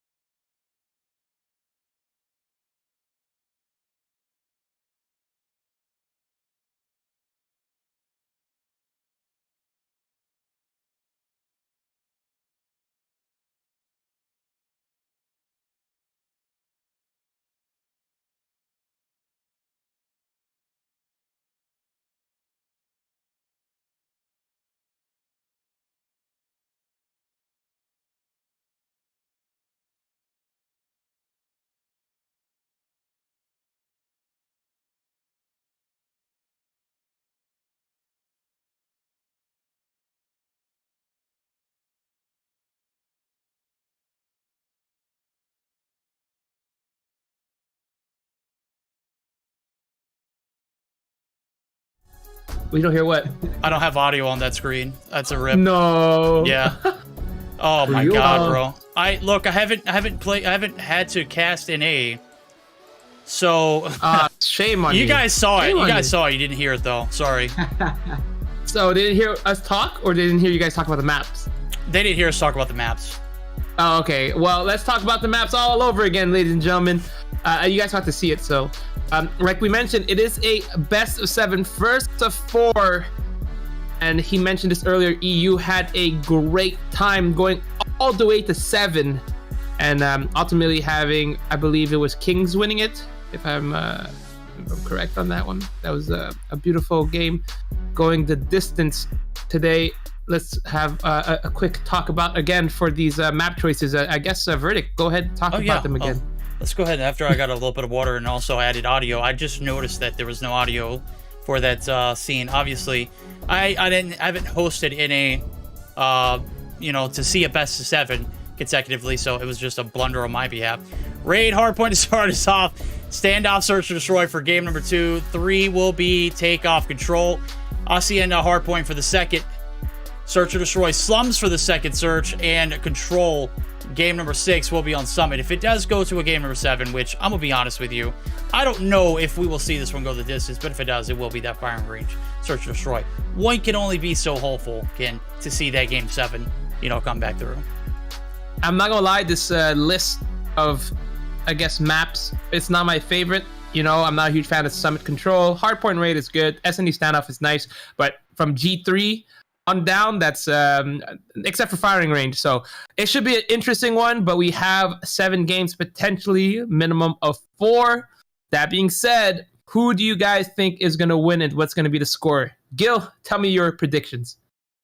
I mean, the score, I'm not too sure, but given all we've seen all season long, not only here, but also LATAM as well, I think I gotta go with Luminosity, and even more so because I already feel like Zygnus are going to struggle. Maybe I can see a situation where they could win, for example, the map of Control on Takeoff.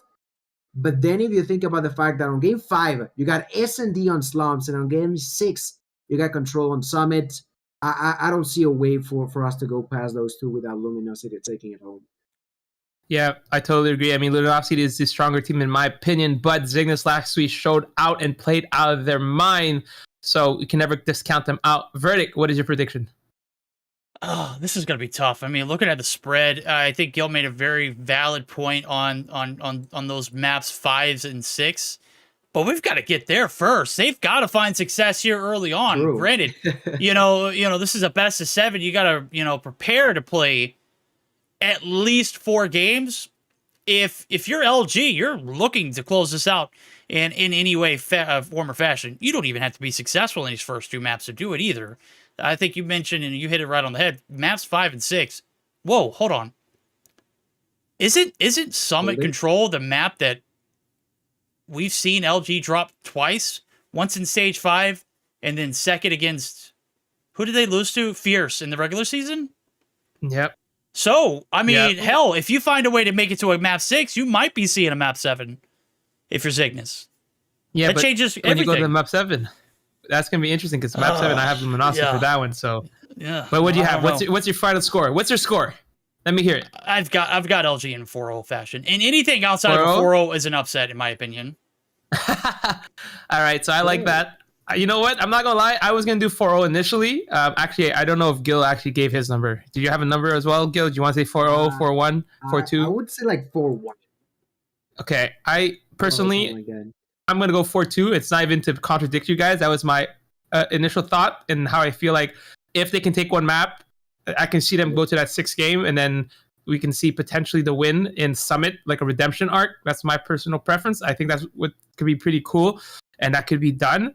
But needless to say, we all pick Luminosity to win this. I know the chat is hoping for Zygnus because, let's be real, a lot of LATAM people watching right now, so it should be a very interesting that.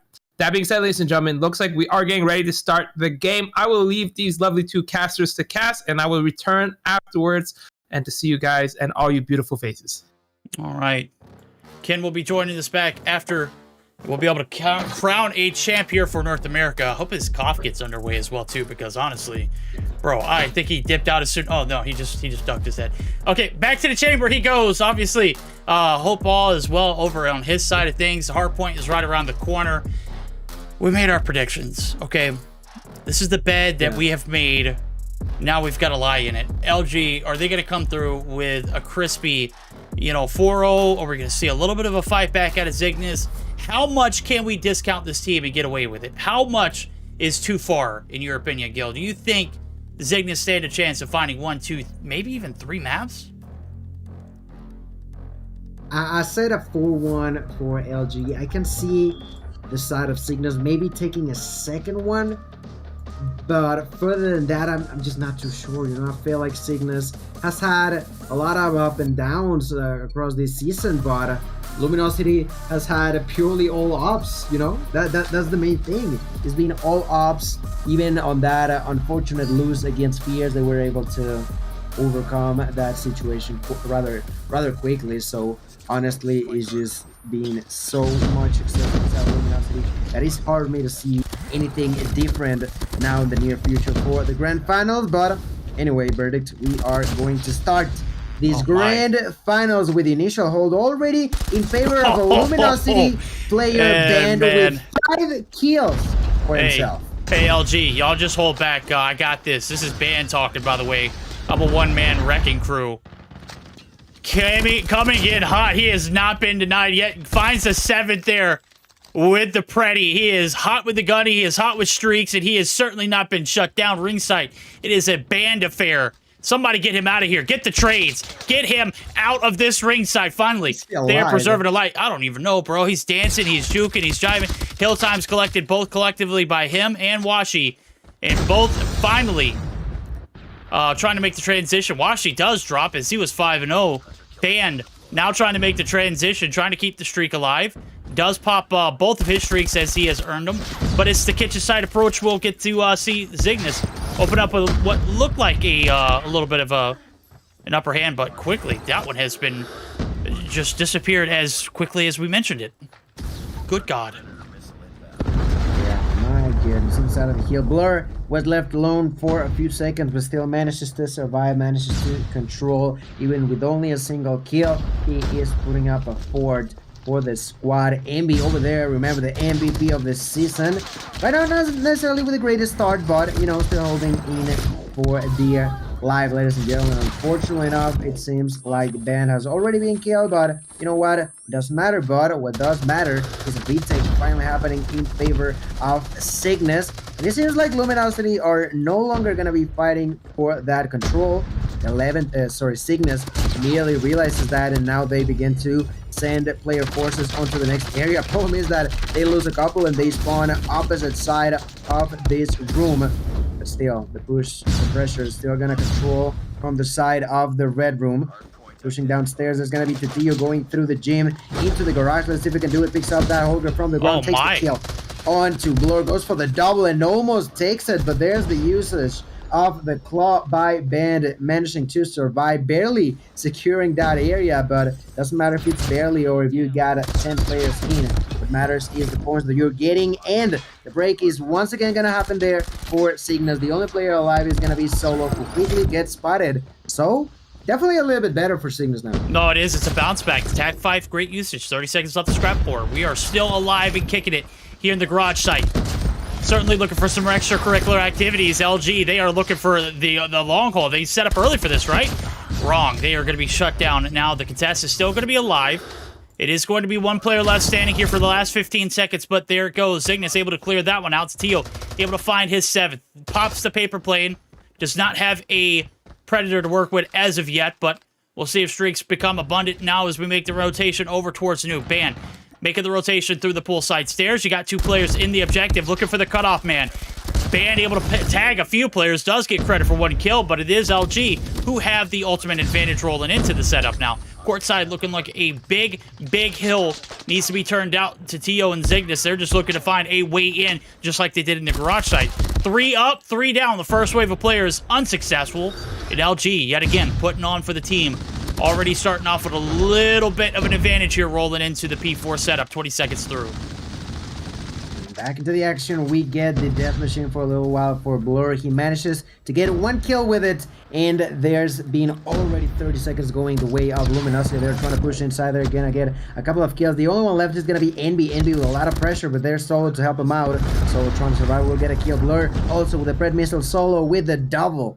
And all of that pressure is completely shut down yet again by the hands of Luminosity, who are now doubling the points that Zygnus hold for themselves right now. We're thinking about P5, and in this positioning, it could be good for Zygnus if they actually can defend it here, but if they don't, they are definitely going to be falling too far behind. Another Pred Missile will be used by the hands of Envy, but Envy then gets spotted by Embo. We've not talked a lot about him so far in this game, and the reality is he's not doing as great as one would anticipate from a player like Embo.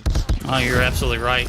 Envy has been such a crucial player in this roster. He's trying to get the wall bangs to connect through the Zig site. 20 seconds into the objective, they are running circles around the Zygnus team. Solo there for the contest. He is holding on for dear life. Is shut down finally. Band, just a freak of nature here on the objective. He is swimming around this player's Envoy, going to be shut down as well. Chop the middle of the map in half, and you've got Zygnus covering the 0 portion of this this courtyard approach now. 15 seconds left to go. Things are starting to get out of hands. We're going to go ahead and jump in before they do shut down. 170 and counting. P1 setup needs to be a huge one for the side of Zygnus. Let's go ahead and double down for listening with the side of LG and see if they can get the break here early in the ringside approach. One more outer. Top laundry step. Laundry step. Laundry step dead as well. Top. Let's go, red. Blue van, one side dead. They have tag, top laundry. Wobbing him. Top laundry dead. Pillars. Driveway, listen. We flip. Tag driveway low. I'm watching over you. Don't peek. I'm reloading. There's flash pillars. Don't make they swing outer though. One top red. Top red, one shot. Good trade. Another one top red, another one. Okay, we're watching. Yo, there's one mid. Inner pillar. I'm working you. Top red's still alive, dead. Oh my god, Blue van dead. Have a pred. One driveway. No. I got naded, I'm predding it. One driveway dead. They're still coming through driveway. They're still trying to... One kitchen already. I'm watching kinda. They smoked it, so I can't see that. Yeah, they're not driveway. All right, Raid has been very, very dominant affair so far by the side of Luminosity Gaming, and I've got to say, there has not been a single fight back from Zygnus since P3 the first time around. Operators are getting popped here, looking to shut it down here in the kitchen site.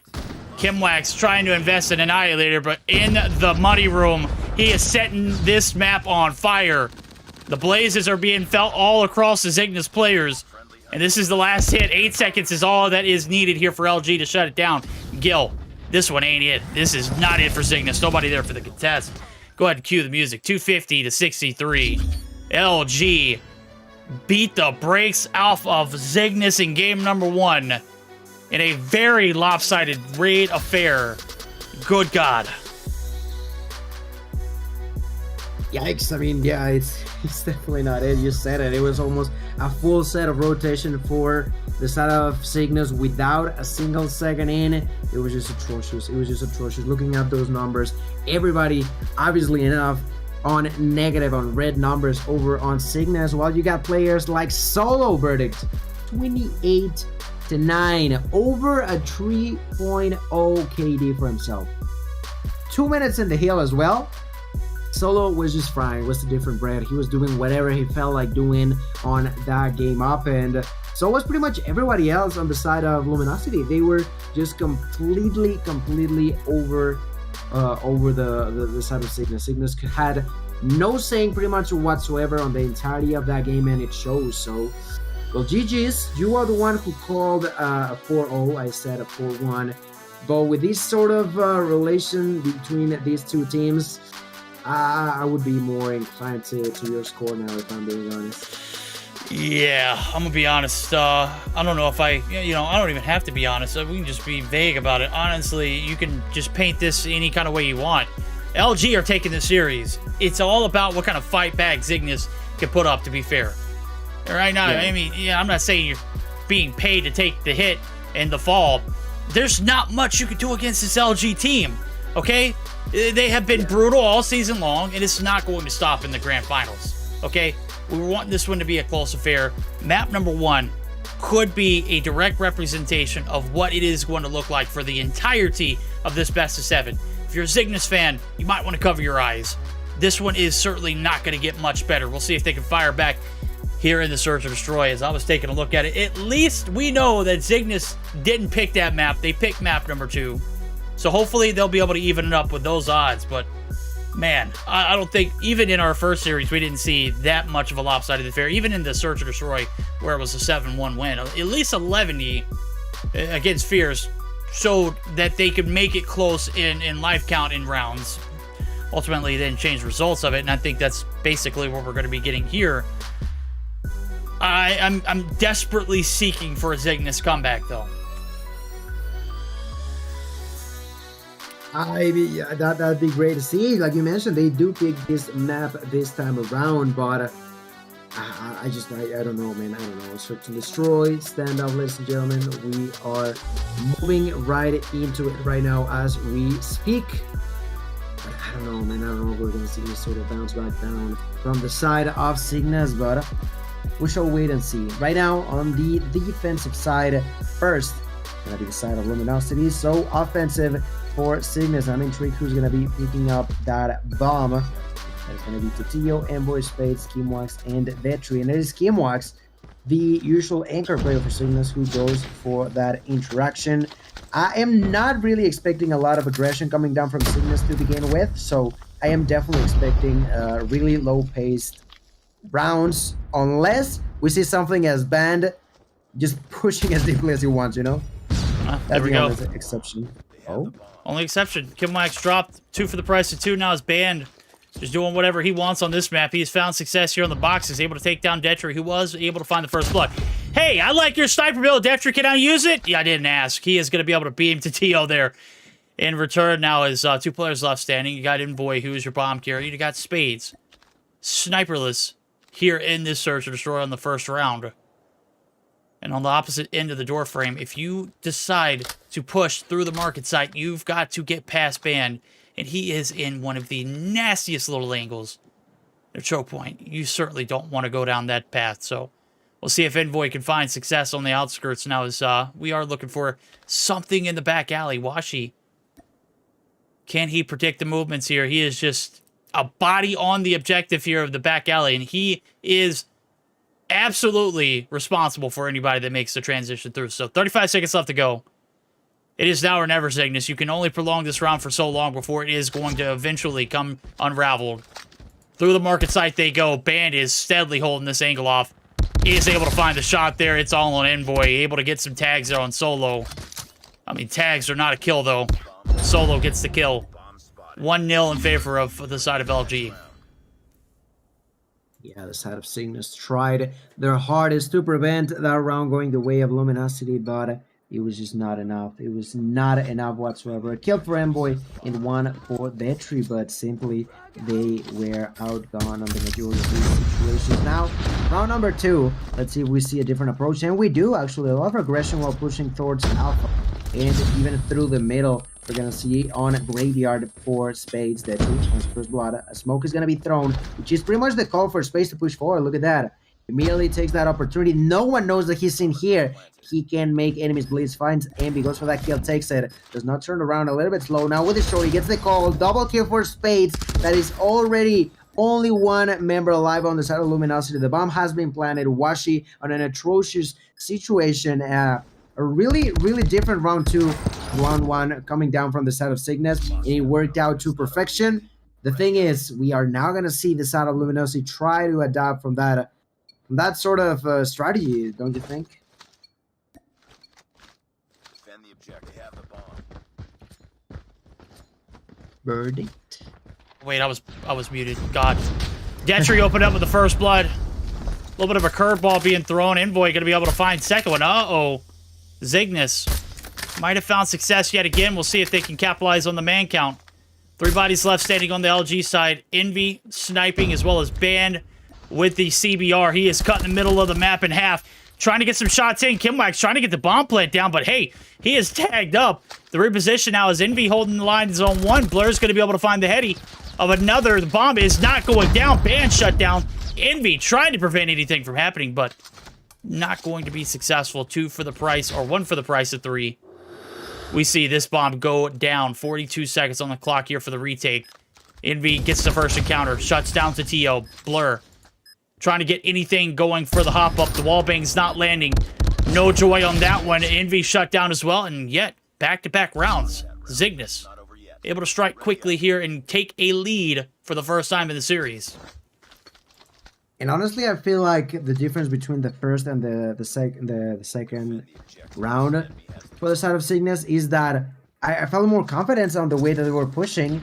And, we didn't see a lot of aggression coming down from Luminosity up until this point. Look at them go, already going through back alley. Not gonna work out. The defensive is there for Kimwax and Spades. Take down Solo, the MVP from last game. Is quickly shut down. Bandin takes the opportunity. There's someone inside of Broken, and the call has been made. There's the interaction by Envoy waiting to spot someone. Detri in the meantime takes that knock onto Emmy. Detri with the double. Envoy with the opportunity with an easy kill, but does not spot the opponent. Finally, he does. Takes that simple kill.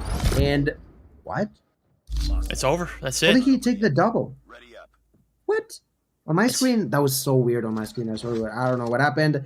But that's another point for Zygnus. Would you look at that verdict? Definitely doing a whole lot better. Yeah, they are certainly a very aggressive attack round strategies coming through. 3 in a row successful. And LG has yet to adopt. Adopt. You can't adopt a round. It's an adapt a round. Obviously, my mind is certainly they're gonna have to adopt something here. And it's got to be successful at some point, but I mean, 3 rounds in a row, they have kind of bit the dust. Zygnus now opting to snake, and Zygnus in Spades drop there and be able to find them right on the B side of the map. Bomb is still in the hands of Kimwax, who is in the top side of the granny site, but look at Ban. He's opted to snipe.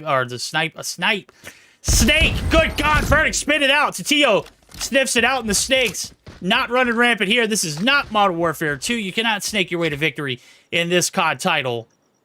Nate shot being chucked out. They're trying to get the intel. Detri there for the breach. Is able to get the shots, and he has been crispy. 7 already in this game. And this round is not over with 4v3. Bomb making its way over to the A side. A lot of time being passed in between. Washi trying to get on board with a kill of his own. Oh my god, I don't know where he, got hit from, but is going to be able to recover. 45 on the clock. The TO opens up with another. And this LG squad is hemorrhaging. Gil, we are down to 2, make it 1. Solo, does he have anything left in the tank here for a 1v4? Man, sneaky to Tio, just being completely unpredictable, allows him to find 2 kills. Solo on a 1-man army mission that is pretty much a suicide mission. Detri will want to knock him down. Detri now being the one with the most kills so far this game. We're gonna move on to the last round prior to us flipping spawns.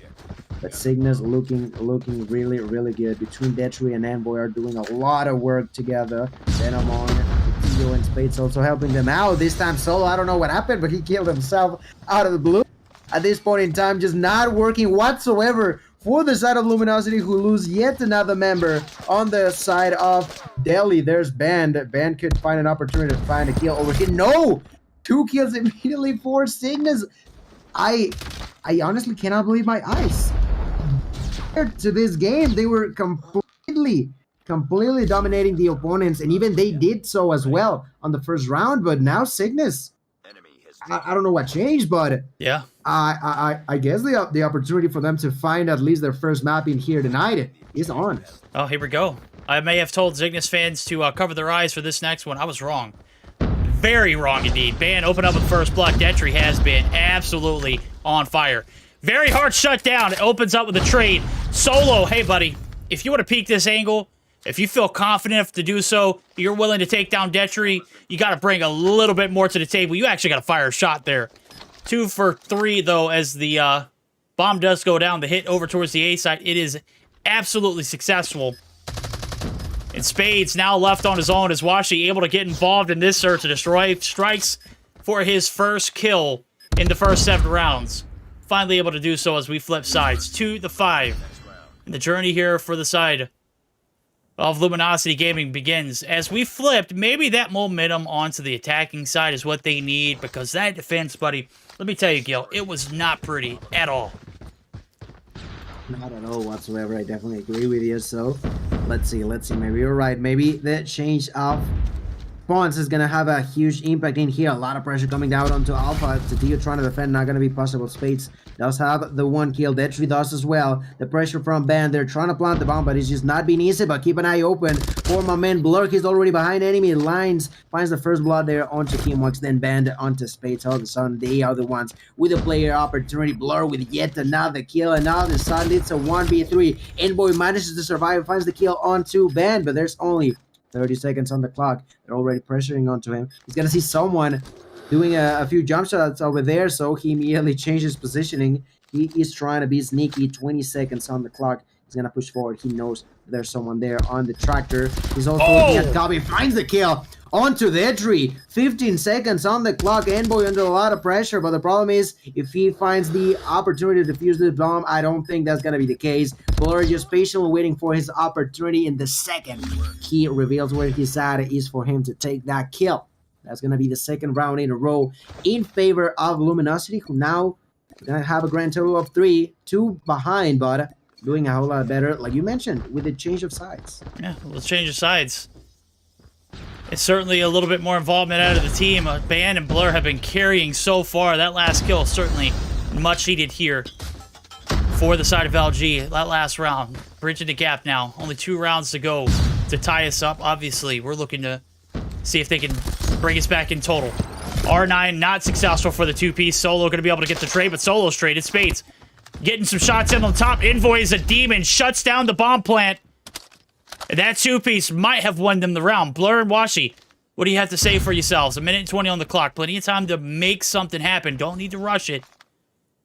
First encounter, Blur dropped. Envoy, he is continuing his reign of terror. Is sitting on 13 Gil. This bomb is being covered at all angles. And Washi, now, with 2 kills on board, needs to find 3 more, or find a way to get this bomb plant. Nade shot is going to be good, but it only leaves Envoy in a one-shot predicament. Washi looking to reap the body of that nade shot. Ultimately, it has to make the rotation in the middle of the map.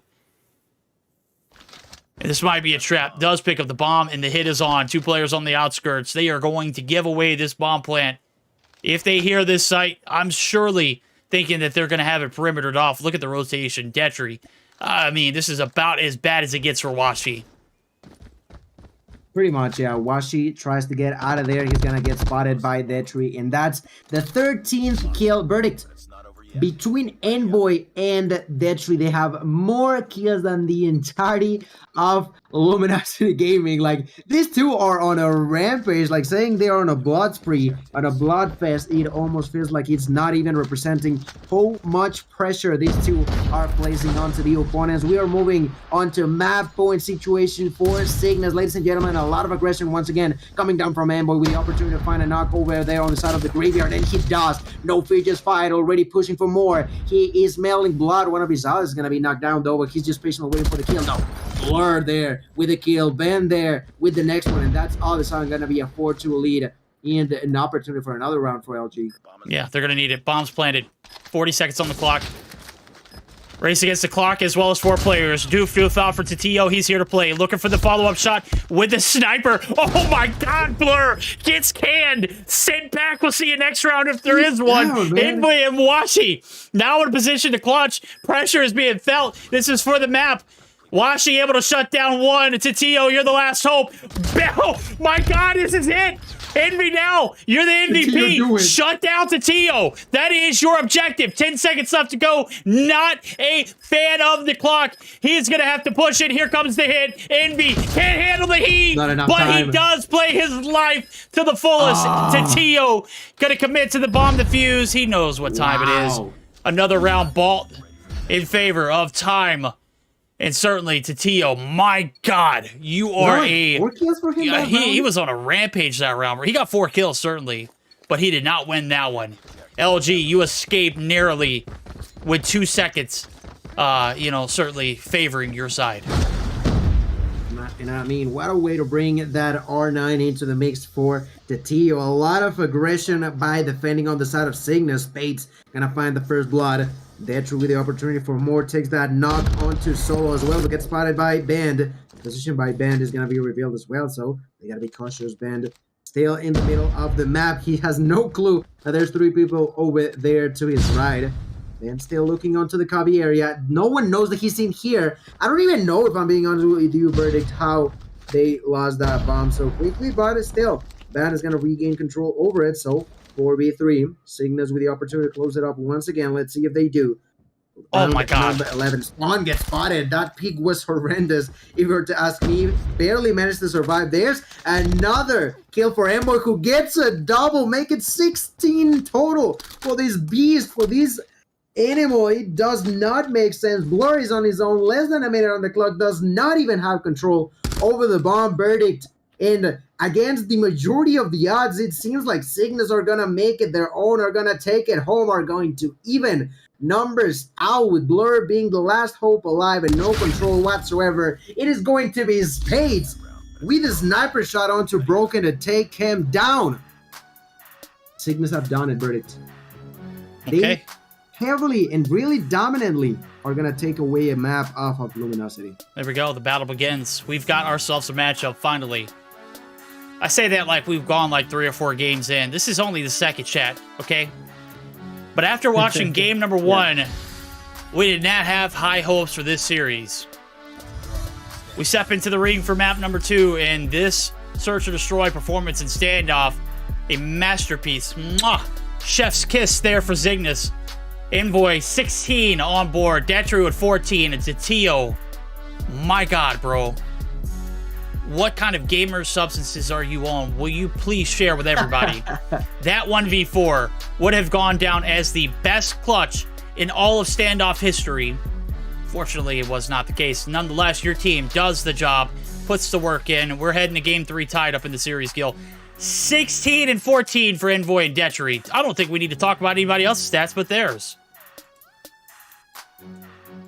I mean, I have to agree. 30 kills. 30 kills on how many rounds was that? Like 10? 11? Yeah. Yikes. Yikes indeed. GG's, man. GG's. Okay.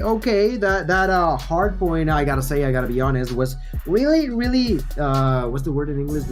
Discouraging? Is that Yes. Discouraging is definitely the word you're looking for. It was definitely discouraging for me to see a map or two going for Zygnus, but this search and destroy was definitely a breath of fresh air for those Zygnus fans out there. I'm sure of that. We're gonna be thinking now on the next one. Control was the one that I thought Zygnus had the better odds of finding success for themselves, with them already taking this search and destroy matchup.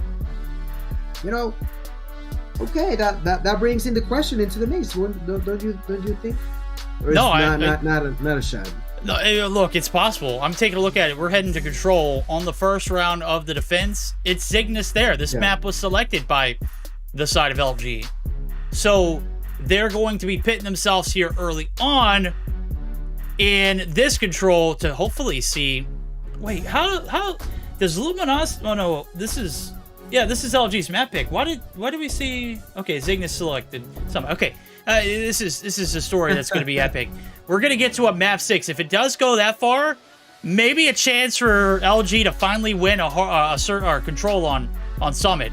It's got to get there first. We're getting miles ahead of ourselves. That was only one map in favor of Zygnus. They've still got to find us 2 more in order for us to get to that Game 6 appearance. We'll see if the defense can stand strong. They're going to need it here, as this was Luminosity's map pick for a reason. And I can already tell you who picked the map. It's Blur. Blur's that guy. He 100% selected this one to be played out and take off. That's him. That's all him. Yeah, I definitely agree with that, honestly. But who knows? Now we are nearly ready, I think, to go to the next one. We might go on soon. Okay, there you go. There it is. Game number 3. Just set up Blur with the opportunity to pop off yet again to bring in a lot into the mix for the team, but at the same time, Zygnus are the ones to begin on the defensive side. Take out control. Let's get on to game number 3 of the grand finals. Best of 7, remember. So we go with the third one, Verdict. We spawned in here with Ban. We're going to be on a mission with Ban off the rip. First Blood is not going to be banned, but he does get the tags in. Assist. They are brute force pushing it. Look at Solo. He's already made his way through tickets. 2 for 2, though. You got to play your life here if you're Solo. Playing for Intel as well. Washi going to get gunned down there as the kills there onto the B site. You've got a little bit of map control. Let's see for how much longer they can do so. Almost a tick of progress coming through, and Solo is doing all the demon work in the feed. 3 down for Zygnus. Back to the spawn. Say go. Can they shut down this B hit? It has been so quick and already starting off in a good position. It is LG. They are looking to get this map back under their belt. And looking at Blur now as he's got 3. He's got medical control. His top is certainly coming through. Solo finally shut down. Is going to be able to pop the Predator missile. And yes, B is still being cap kill. Roach positioning, man. Finally gonna be spotted. Finally gonna be taken down, but he's just way too late. That strategy was so unorthodox, but completely worked out in favor of Luminosity, who not only captured the objective, but also have a huge kill lead going their way. There's gonna be 18-12. And right now, Zygnus in a bad situation. They do manage to get 3 kills in a row for themselves, but Blur is gonna shut that down now. They're gonna have a more even playground in a way. A lot of aggression from everywhere on the side of Zygnus. Not necessarily that great just yet, but they have at least Verdict decreased that kill difference in one another. It was almost 10. Right now has been reduced to half of that, but with still a minute and a half on the clock, plenty of time for LG to use to secure this round up. Yeah, and if you're the side of Zygnus, you are down to 5. Make it 4 now. Solo has made it all the way into the top side of red. Yikes, this one is getting out of hand. And we finally able to get the first of kills. I mean, surely it's been slim pickings. Your teammates are running rampant in Solo, Ban, and Blur. I finally able to pick up some scraps. 2 players left standing here. Minute on the clock. Hop the hill if you can. Detri shuts down shots on 1, but Tatio gets the credit for the kill. Detri is out the door. And with a minute left, that hill is going to be absolutely occupied. And Tatio, he's going to have to make some kind of miracle happen or just play his life. He's on a 2 combo, so maybe you play for streaks for the next round. Yeah, that ain't happening. Ban shuts him down in a very, very dominant performance here in round number 1. A round that was supposed to go to the defense, right? Wrong. LG, not having it. Oh man, not happening indeed. A great way to begin for LG. They took their ground and no one could take them out. That was incredible performance over there. Now we're gonna be moving on to round number 2, ladies and gentlemen. The side of Zygnus, we're gonna find a kill, but they are gonna be losing 3 on the meantime. They're trying to go for Bravo though. I'm seeing a lot of aggression coming down from Kimwax particularly. He's trying to go capture Bravo, and with the help of Amboy, that is definitely going to begin to be a possibility. Kimwax and Amboy working together. There's going to be the push from Band. I think he's been hurt already. Kimwax is trying to the end, getting killed, but not going to be possible. Amboy now left alone. The Tag 5 going to be used. Amboy using the Tag 5 to perfection. Finds that kill now. Finds another opponent up close. No, he didn't see him. The objective still being captured. Amboy waiting, gonna find a double. Gonna find now a triple. No way! Defensive round. They are making it their own. Hell? Well, what the hell was that? How does Amboy still alive? I watched it collapse. And I don't know who got put on a t-shirt, bro, but you gotta be ashamed. Amboy is putting on a clinic so far. Keeping his life and playing it to the fullest there. Not gonna result in a B full cap, but oh my God, he was dancing circles around him. Spades able to open up with 2 as well, but gets canned by a Band-Aid, who has finally established a little bit of map control themselves. Look at Tatio. He's trying to earn some streaks as well as possibly getting into enemy territory. Envy going to be able to escape with his life for the time being. Blur now trying to get outside. He's half health. Can Tatio put a bullet in him to shut him down? Oh, man. It looks like Blur's going to opt for the reposition. Envy's going to take his place. And 2 ticks of progress on both objectives right now. It is 3 lives that separate these 2 teams. The attacking side are struggling to get both objectives capped. They've done God's work on both caps so far. Can they put the finishing touches on both objectives, Gil? That's the thing. That's the thing. They need to take the final step, but it's not going to be easy, and even more so with the time, even more so with only 7 lives left. They're trying to go push towards blue, but they're going to be losing 2 members. The Purifier going to be popped up. Detry with a kill using that shorty. Now no more respawns, like you mentioned. 1 tick on each side. The inside of the kill is going to be taken by Detry. Detry tried to use the Vortex Machine, got spotted. Then Kimwax also takes down but misses the shot. Against Bad, just such a bad situation for Zygnus to be at. That's another point for them. And verdict, you called it, you said it. There was a lot of reasoning behind Luminosity picking this game particularly, and it's just working out for them.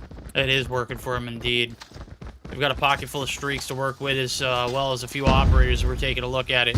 Annie is good for the side of Washi, as well as TAC 5 being earned, as well as a few other operators. There goes the streak. And before it can even find its destination, it is going to be Washi in the feed with some kills of his own now as we start to see this one unwrap. Why are you doing this to me? I can't change. There we go, finally. Envy going to be able to pop the TAC 5. Blur and team are rocking and rolling here. Not as smooth of a transition over to this B site, but gotta love the mentality here of keeping this map control under wraps here for the side of LG. 3 life advantage for the defense. They could close it out here. Or not the defense, but for the attack. They can close it out here with just a strike of a single push. We're going to go ahead and see how they do it and sound, or hear how they do it too, as we do jump in for our first solicit in with LG. ATM ready, ATM ready. They're in stadium side, Watch your stadium side. Oh, there's one in blue, by the way. ATM, Tatillo is still there. I'm watching. Watch the outer ATM. He's one side. He's laying there. Dead. We're 20 and 19. We got focus on cafe. Watch the blue. Can we go B? Can we go B? They're already gonna put the secret inside already. One ticket door. Slide on hill. I'm stuck. I can't move. By yellow now. There's a guy in blue. Hill got me. Fuck. Nice. Clear blue, and then I'll pop any. Doubles. We need a cap. I'm a cap. Hop on it. Go in. I'm gonna pop any. I got your P2. I'm watching it. Three con. Watch it. Going ticket. All going ticket. All going ticket. Yeah, I'll take it. We need to cut up. Get on off. No, I just You got off? I just No, popped Blur any. was- What a missed opportunity, Gil. I did not recognize that clock being down to the minimal, and a waste of an operator there for washing. This might come back to haunt them, Gil. Like I mentioned, I was like, what? How? What? When? Yeah, the timer going faster than you may be thinking of. It was clearly now what the side of LG was aiming for whatsoever, and well, it's gonna be the first point going in favor of Zygnus to now probably attack 5. Not gonna work out that great as Ben immediately takes a double kill for himself. There's gonna be a lot of pressure coming down from Titio, but they're not gonna be the best positioning ever. And now he's going into the tickets, and he's spotted by Washi. Washi already with 19 kills, ladies and gentlemen, will begin to push onto enemy territory, into enemy spawn, and lands yet another kill onto Titio, bullying him now at this point. He's gonna be waiting, and he could take him down for a 3rd time. No, he's actually gonna miss that opportunity, and on top of it, gets dropped dead by the hands of Kimwax, but it's just not enough, verdict. It's not enough for the side of Zygnus. They are once again being folded backwards in here with a heavy 10 kill lead going in favor of Luminosity. On top of it, less than 30 seconds left. That's it. There's no more. There's no more. 10 lives left standing. The operators are here to play, and boy, oh boy, was that a hell of a claw feed indeed. Predators out. It is good for 1. Washi able to pick into the spawn site yet again. 2 there. Finally gets traded out. Kimwax, it was a last-ditch effort. I mean, right now you're just playing for stats. It ain't going to happen. Time's going to be expired. Blur finds the last 2. And boy, oh boy, they struck gold in that first round, Gil, I've got to say. And that is what was successful about this series. They do not let this one go to a round 5. They don't let the pace of the game dictate how they handle things. They strike very early in finding an attack round win, and then they were just able to co-spy with some great defending round strats. Well played there from the side of LG, and back into the driver's seat they go. 2-1 series lead. Take a look at the stats here from the control, Gil. It was not a pretty sight from Zygnus. Yeah, I mean, not close whatsoever. Having even a player on double the negative numbers, it is really similar to what we saw on that game of Hardpoint. You know, you got Band 27-17, you got Washi, sorry, not Washi, I wanted to say Blur, which is a player you mentioned as well, 22-9. It was just pure dominance yet again going in favor of LG. We're gonna be moving on to game 4, and Zygnus, you know, I'm just questioning myself as to how black and white it's been for Zygnus for respawns and search and destroy. You know, both respawns completely flopped for them, not because they were not trying or playing okay, I guess, but because Luminosity were a different monster when it comes down to those modes, and just pure disaster for the side of Zygnus. So GG's. We're gonna be going to game 4. I don't know, I wanted to ask, is there anyone in chat, do you guys think that we're gonna move any further than game 4? If you ask me, I honestly doubt it. I honestly do. I mean, look, you've got to put up a fight in these respawns. What I will say about this series so far is each team has won their respective map choice. So the first hardpoint was LG, and they won it very dominantly. Map number 2 was the search or destroy on standoff. Zygnus won it pretty convincingly. And then map 3 won by LG. We just saw it. It was a dominant affair. And rolling into map 4, this is where things could change for the better. Zygnus need a map to win, and it has to be a hard point or a respawn in general for them to be any kind of somewhat, you know, in this series as a whole. No, I did not have to restart the emulator. We are good to roll. Game 4 right around the corner. It is that hard point on, what did we say it was? Hacienda? It was on, yep. Okay, interesting. That's what's up. Hardpoint on Hacienda. That's the last chance for Zygnus to try to go further. That's at the same time, the perfect opportunity for the members on Luminosity to close it up in a 4-1 fashion. Ladies and gentlemen, go ahead with us to see what is gonna be the thing here on Hardpoint. He took a heavy hit onto Zygnus Performance's first time, but let's see how they do. The second Hardpoint of the grand finals, ladies and gentlemen. No one will get inside just yet. You know, a lot of pressure, pretty similar to what we saw on the first Hardpoint. It took a lot of courage to actually get inside, and inside first, we're gonna see Tatillo trying to survive, but not for long after, because Envy is gonna be there to knock him down. Already 25 seconds, and not a lot given in between the two teams. Not a lot given between the two teams, obviously. It's get whatever you can out of the ringside and make sure you get the setup for P2, because that is where the money is in this map. I know there's not a bank inside of the garage, but if there was, it would be here in Hardpoint, certainly. We'll see the setups here be coming through as we start to see P1 unfold. It was highly contested, and only 16 seconds been awarded so far to the side of LG. They're trying to make the most of this one, as well as get the setup there for the next. Obviously, we're starting to see a little bit of an early rotation here, and it's for better causes. 6-22 as P1's done. Solo there for the contest. Trying to take down one, he does, and Ban there to get the trade. Just like that, we've got the P2 opening up, and LG already onto the hill, already getting the break, already getting the streaks to come along with it. Not a great sign here for Zygnus.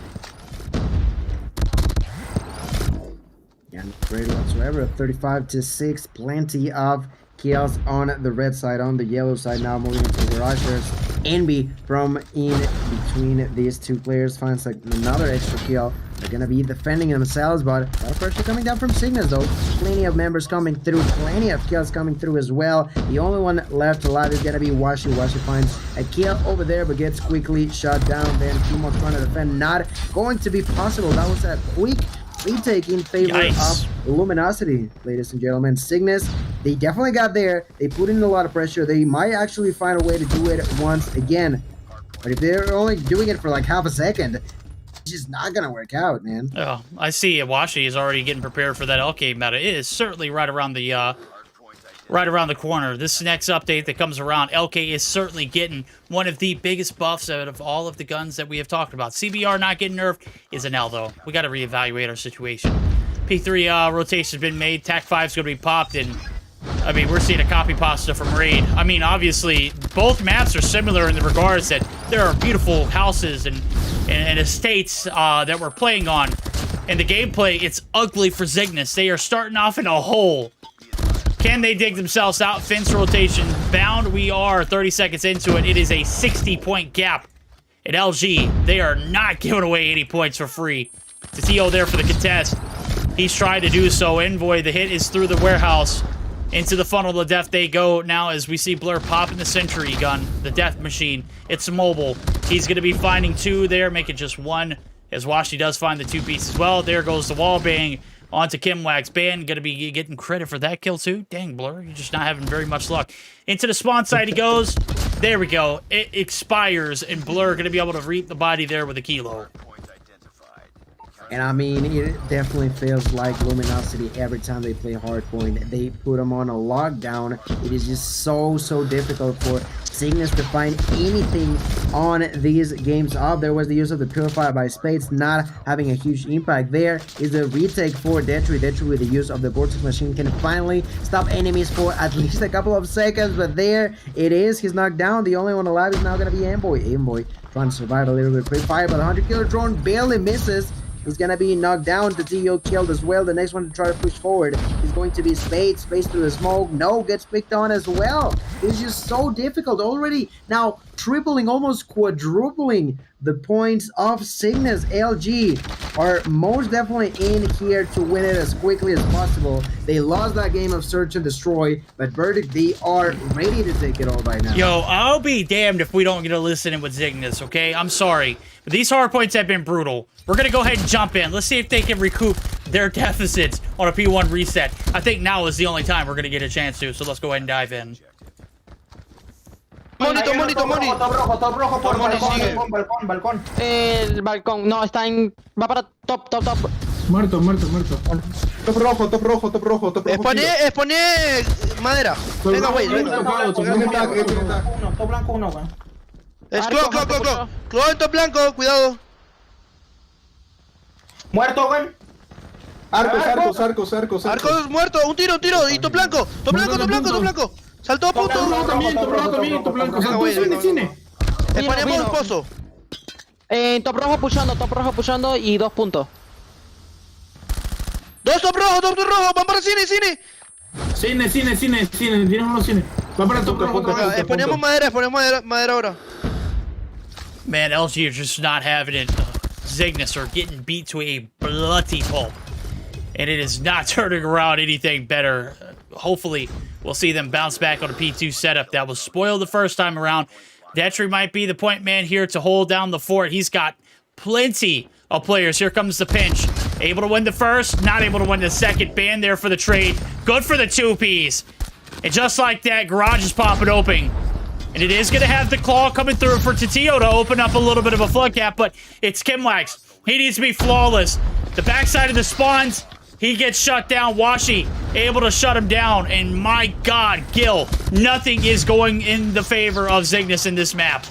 Oh my God, Man, Washi. they needed flawless, but flawless is not what they are providing to us in here, ladies and gentlemen. The side of Zygnus are dominated yet again. 48 to 180. Tag 5 gonna be popped by MB. Only one player inside of the hill, while the others are just bullying enemies on pretty much a spawn trap kind of deal. Now I'm gonna be picking around with Solo. No, Solo's gonna be knocked down. Now there's an opening though. There's an opening situation for them. The only one there is Washi, but Washi manages to defend, calls out for the help of Band.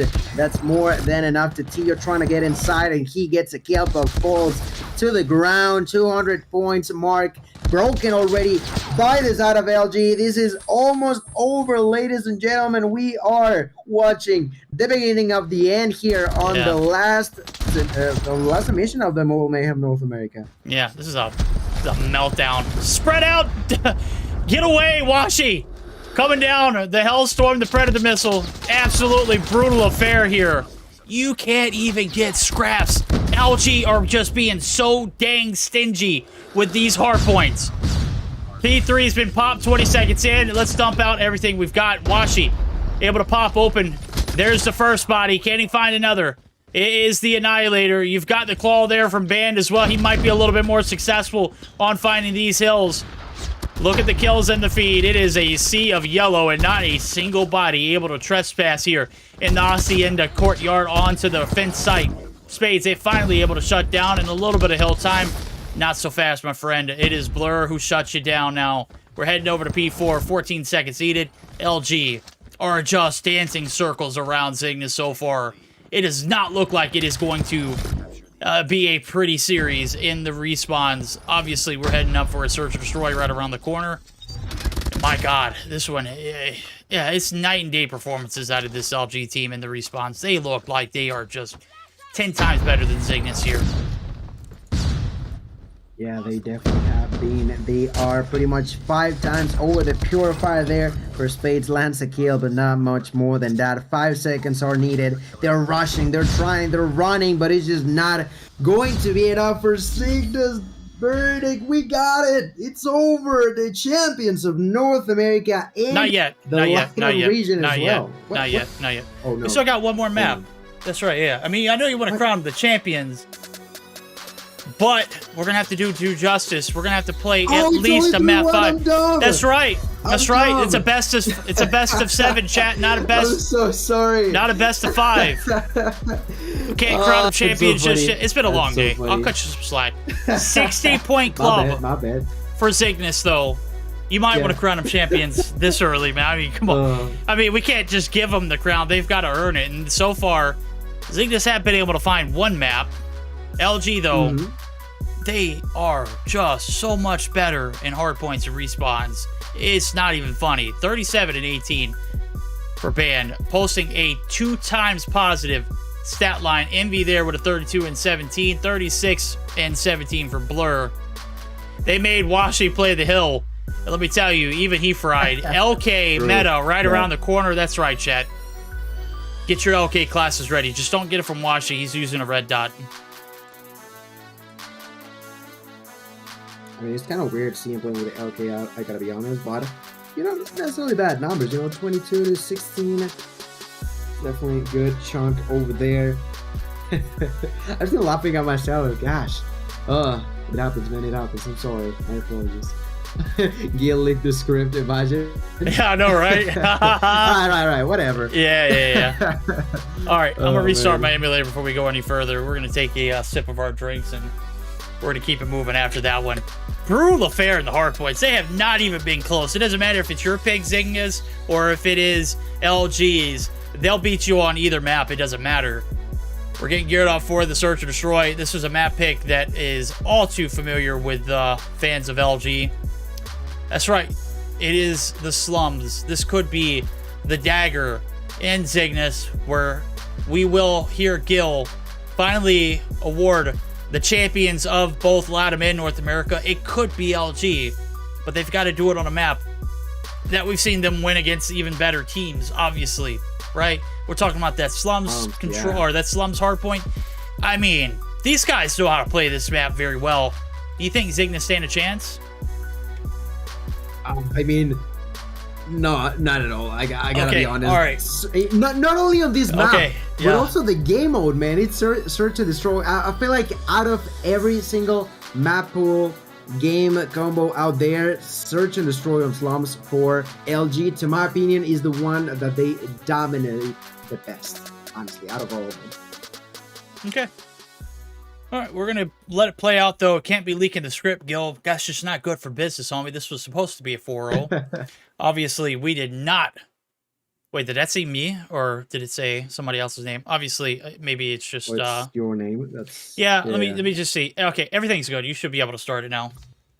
It's just like whenever I restart the emulator, we see, you know, hey, you got to download the resource. No, the resources have been downloaded, homie. I'm just, waiting for the emulator to catch up, and there it goes. We're good to go. Into what could be the last map of all of the winter 2023 season. It's coming down to this. It is bread and butter. It is Old Faithful. It's all reliable. This is the map that you can say LG has made their own. Over to slums we go.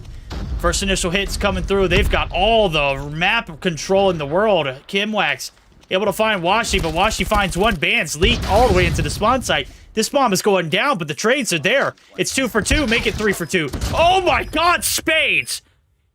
Able to shut down one on the bomb site. Envy does do the deed, but now here comes the push. Oh my God. Blur's the last one standing. He's got the backside control. Can he stay alive? Detry is out for blood. Man, he could have kept on pushing. This bomb is getting hopped. Blur now trying to get the challenge. He ain't getting it. Spades putting up a clinic here in the first round. Bomb defused. I'm a loss of words. I mean, Spades, I know how good you are, but Jesus Christ, that was insane. God. This is a Spade show. This is Spade's world. We're just living on it. Like, Jesus, what even is that about? I gotta say that Zygnus, I feel like they are well prepared, Verdict. They know how aggressive the side of LG tends to be on this map, so they are settling themselves early, not even going to mid and waiting for the opportunity. They're actually gonna find the first blood. Spades miss a few shots. That band is not gonna allow him to leave after that. So 1-for-1 trade, but bomb is gonna be planted. To Tio in the meantime picks up that sniper from the ground, but misses that shot. Tio trying to land a few sneaky DLQ shots. Detru with a double. Will be spotted by Blur. Blur now with his own double kill for himself. 30 seconds on the clock. 3v2. 3v1 now. Blur with a third kill so far this round. And boy, on his own, ladies and gentlemen, and only 22 seconds left. Try to push forward, but the head glitch by Ambi. Too clean, man. Too This clean. is certainly an AR heavy map, and when you play these headies to a T, great way to do it. I mean, I say AR heavy. It is also a sniper's paradise. Washi has put on some absolute montages alone. That first round, there was a montage, and it went in favor of Spades. We'll see if he can play his life to the fullest here in opening first engagements. Does hit one shot, misses it. Blur able to find one, but Tatio and Detra get involved. Ban now for the aggressive push. Finds the two-piece. Equals us up. Blur trying to get the bomb plant down. The hit on the backside, it's Kimwax. He has every right to make this push, but is not going to commit. Blur plants for the bottom side of the bricks and walks right into Kimwax. Oh my God, Kimwax got dumpstered. Detry now and the last player alive. They're both here. LG don't know what Detry does. Doesn't matter. LG win those. The retaliation 6 in the first 3 rounds here for Blur. He has been ice on this map in Slums. I mean, they pretty much did the like a magic trick for Kimos without him realizing, because he saw one player and when he looked to the right, it was actually a different one. He didn't realize that it was a different player, and that could have been the call for that to know that they were both inside at the same time. But because he didn't know that, he was just scared that the second one was gonna pop out of nowhere. So he was scared in that situation that it's gonna be 4-1 trade verdict. Only Spades is left alone, and there's Blur to finish him off. You know, that was a great round 1, but this is what we're used to watching for Luminosity games in the majority of maps, yes, but on this one particularly. No, this one particular, this is, this may be called Slums, but you can call this map Luminosity Gaming.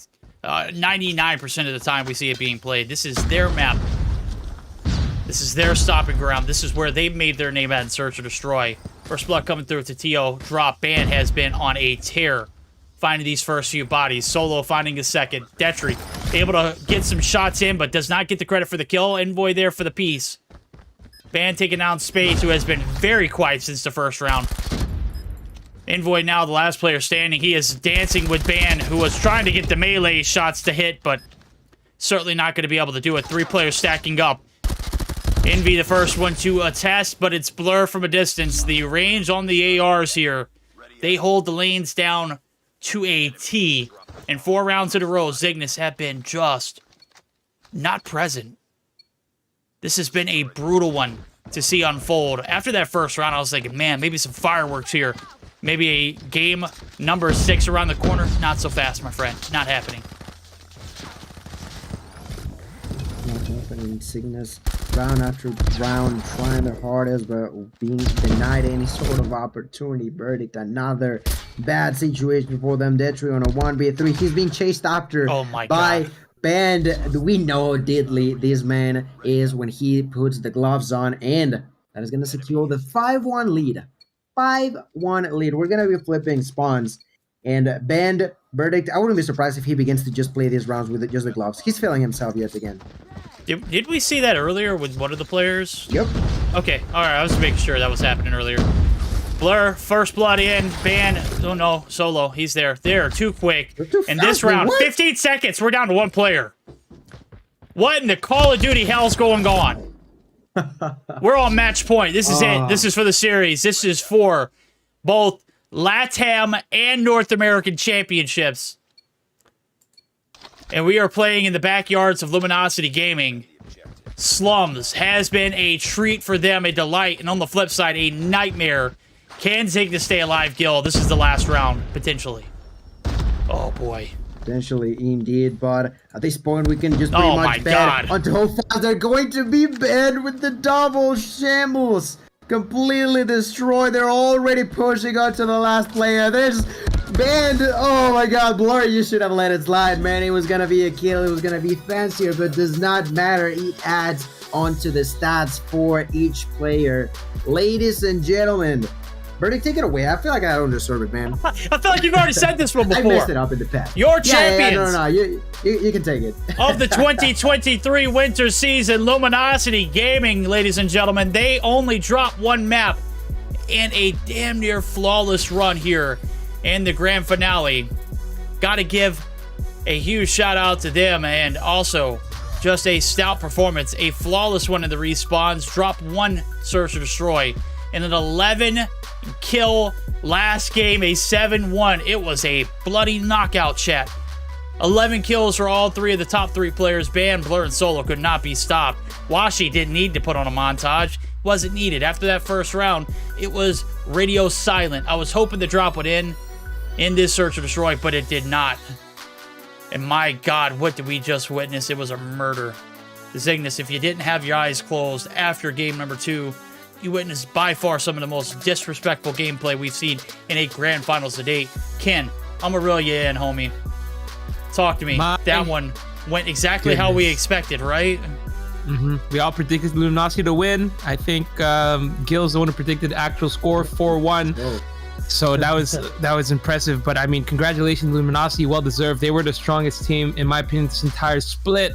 And they showed, and they are going to be your North American and LATAM. So just your America winners, right? So right now, Luminosity looking so strong because they've played so well together. But holy smokes, what a dominant performance, to be honest. I thought they were going to play like that for the standoff game, and I was worried that we are going to get a 4-0. But ultimately, congratulations, Luminosity, taking away $1,400. And you know what?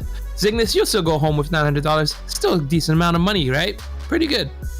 I mean, hey, for getting with all due respect, your butts whooped. $900 is a lot to walk home with. I don't think I've ever been paid $900 to just get knocked out. Yep. Right? It's crazy too, because like Zygnus, like going to last week, they were not even like predicted to go to the finals, right? People were like, oh no, 11, he's gonna beat them. Zygnus is not as good as them, and they're second place getting $900, right?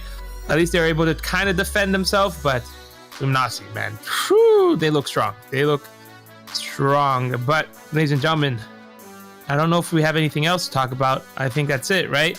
It is over officially. Mobile Mayhem 2023 Winter Edition. Make sure to follow all these socials because we do have something else coming up soon. I'm not going to spoil it, but that's going to be something cool coming up.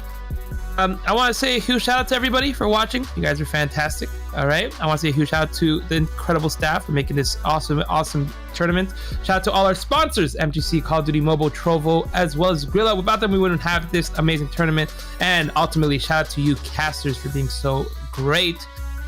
I don't know if there's anything else we need to talk about. Yeah, we need to address the elephant in the room. Ken, you freaking killed it this season, bro. I don't know if North America was anticipating such a great host, but we got more than we anticipated and expected. You absolutely nailed it, bro. I hope you join us back for another season. This was by far the most fun I've had casting in any Mobile Mayhem event in North America. When we have a host like you, you just make it so much more exciting and so much more fun. The reactions, the timings. Hell, you even came in and stood with some of the best casting as well, too. So a huge shout out to Ken. We get a round of applause there for Ken, a.k.a. D Hitman, a.k.a. Can We Eat, a.k.a. Can We Host. You did it, bro. You killed it. Hey, I'm a man of many talents. I can fill in whatever you guys need me to. All right. Listen to this guy. But no, it was amazing to be able to come back to the scene and host and cast. I missed it. I know I do BR, but it's something different from hosting. You get to kind of set the tone, set the pace, have a little storyline, and it's absolutely a great time. And I should be back next time. Hopefully we'll do it the entire time. We'll see. I'm trying it out this season. I genuinely enjoyed it. I'm glad you guys enjoyed it. So that is great. That's gonna be it for all of us. You guys were amazing. Till next season, ladies and gentlemen. We will be ending the stream. So if you guys want to say any final words, I'll let you guys say something else, and then we'll cut it off. Go ahead, Gil, if you have anything else to say. I gotta say also thank you to Dave for also allowing me to be on the grand finals. I'm not usually that often on North America, but this season I enjoyed my time in here. I'm glad that I got to spend it alongside with you too. You are amazing admins also. Thank you so much for getting through all of my nonsense whenever I just begin being dyslexic or just saying dumb stuff every now and then. It happens. I'm sorry. I'm kind of dumb sometimes. What can I say? But I enjoyed myself. I enjoyed my time and hope you guys at home did too. So thank you all for watching. All right, ladies and gentlemen. Again, congratulations to LG for winning, Zygnus for second place, as well as Fierce for the third place finish. And congratulations to all our winners for the awards. You guys were great. So that's going to be us for today. Signing off. Have a great rest of the day or night. Night. Bye. Yeah. Bye.